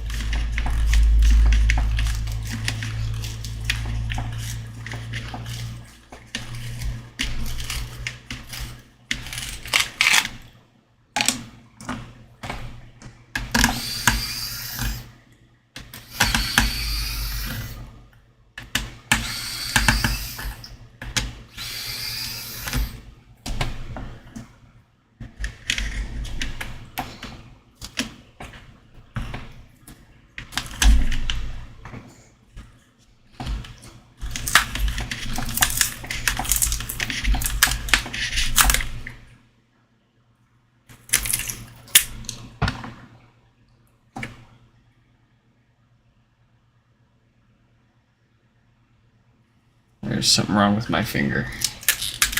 I don't like it. There's... Ow, ow, ow. I don't see anything wrong with it. It just hurts every time I touch it.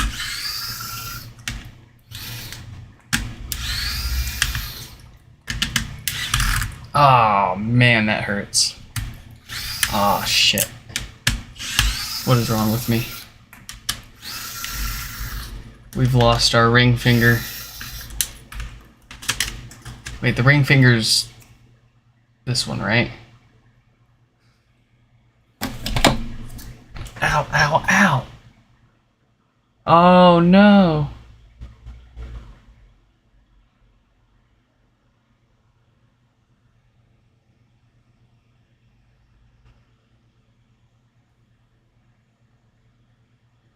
Did I cut myself? Did I pinch it? Is it a splinter? I don't know.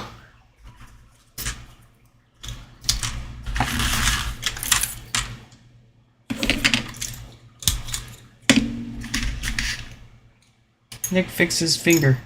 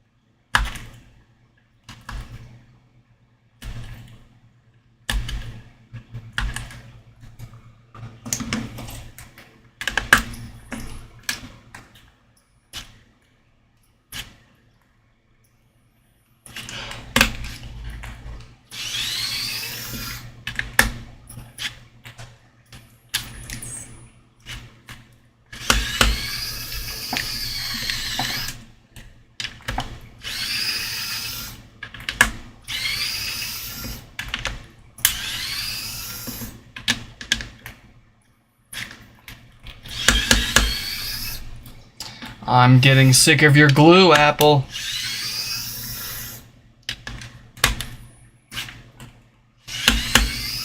This is really getting on my nerves. Oh my god.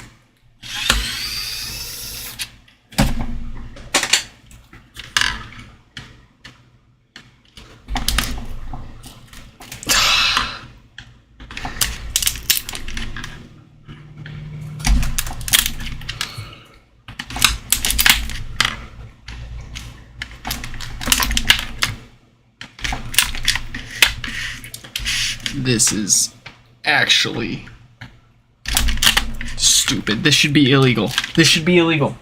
I hope somebody sues the shit out of Apple for this. I don't have the money for it.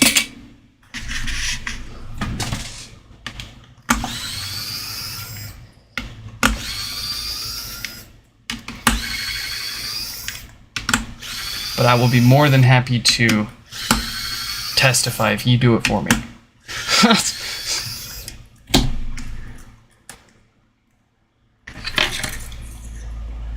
How do we make sure that nobody can fix these?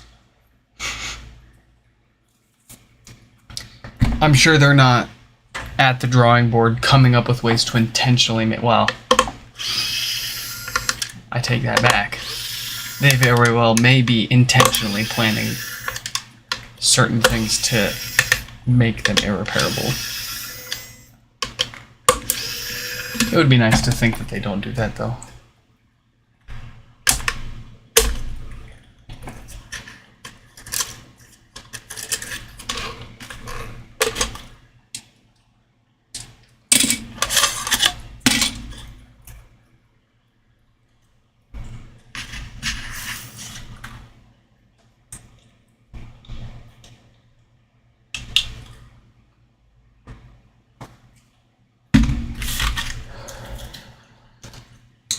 Yeah, I can charge more money for the death farts and the DC offset repairs, but honestly,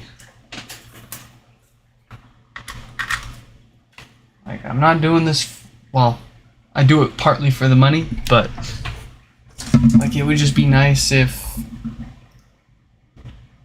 we didn't have to charge people for this, or even better, if Apple paid for it, you know, paid for their mistakes instead of telling the customers they're on their own. Wow, 300 millivolts and quickly growing as far as DC offset. So that is definitely the source of our death farts there. The filters on the amplifier going bad and no longer doing their job. Let's get the amp out and give it some new filters, yeah? I'm glad this is the last one, because I don't think I have the patience for one more. One more of these full of apples. BS.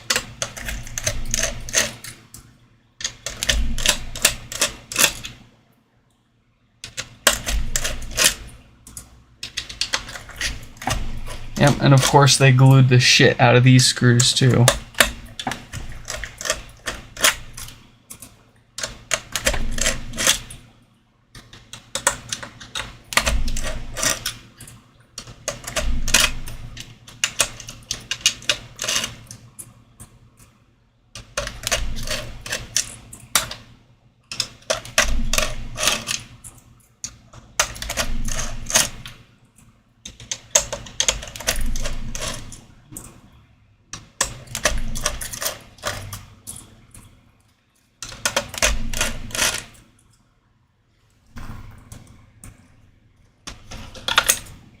Okay.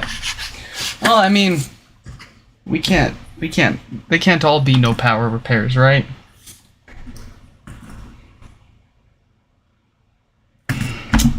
This one needs a new diode anyways, so we're just gonna knock that out first.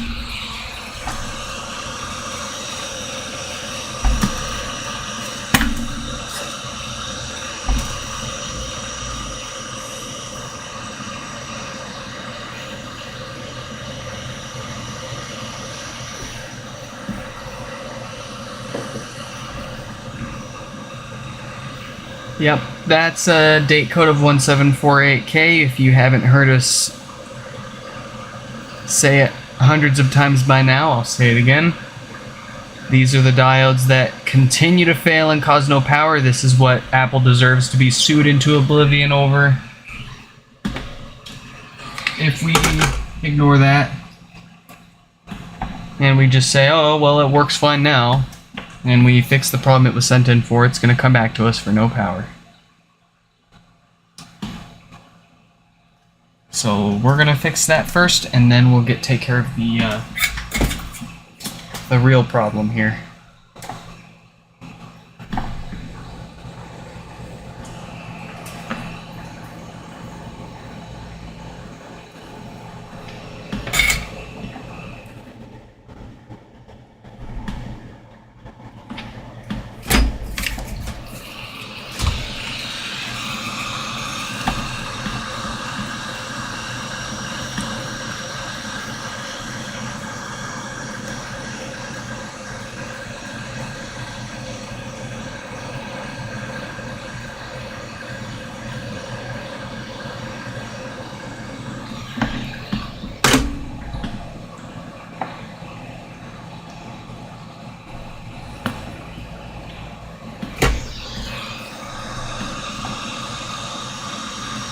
And now our filters, that's what it was actually sent in for. Little did this owner, as well as thousands of others, know their HomePod contained a ticking time bomb, well known to fail and cause no power.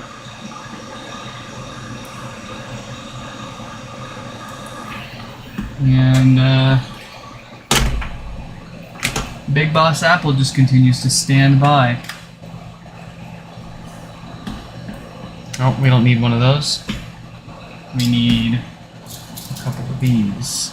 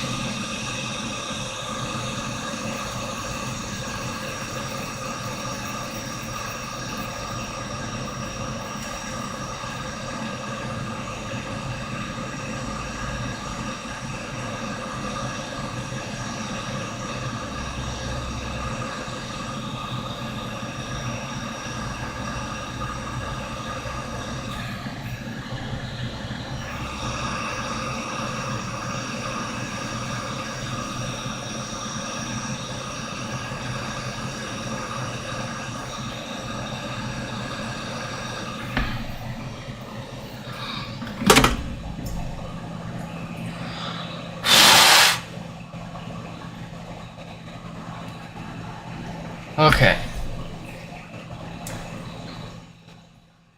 I know I make it look like a bigger deal than it is. It only takes us a few minutes to replace 1 or 2 or 4 parts. But everything that we touch is an added risk. That's a part that we're replacing that may have worked fine before and no longer works with the new one. That's us potentially bumping and breaking something more. But I will not let a Schottky diode with a date code of 1746K or 174AK ever slide. I will not take it.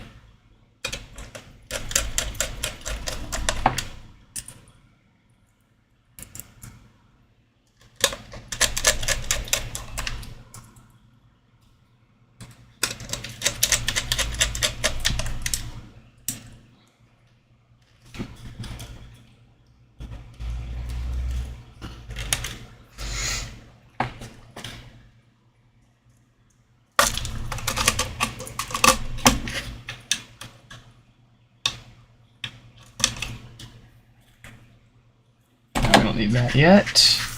Let's see if this is fixed.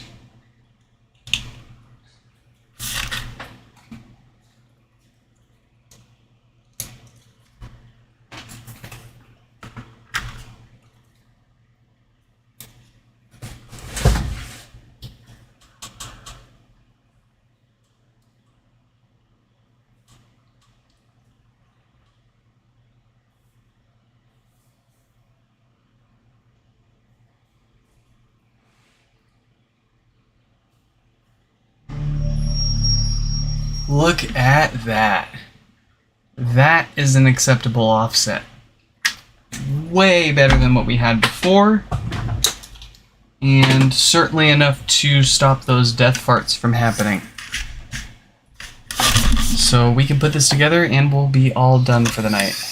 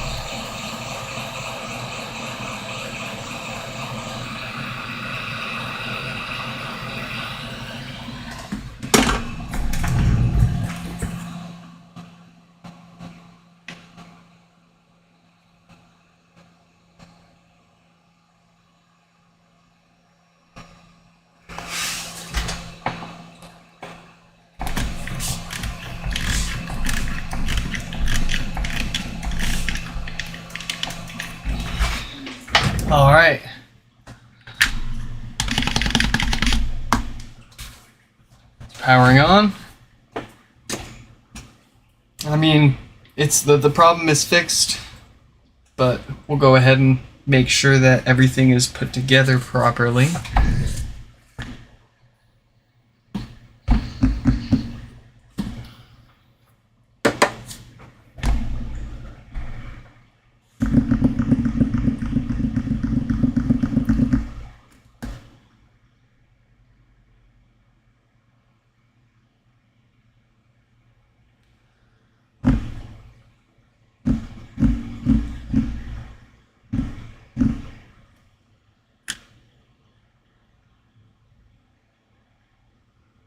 Okay. No more loud popping. Volume buttons light up nice and even. I think we've got everything all fixed up. Folks, if you're looking for more info doing your own HomePod repairs or reaching out to me to get it fixed for you, check out the website nixfix.com. In any case, I hope you all enjoyed this live stream repair, and I'll catch you in the next one. Goodbye!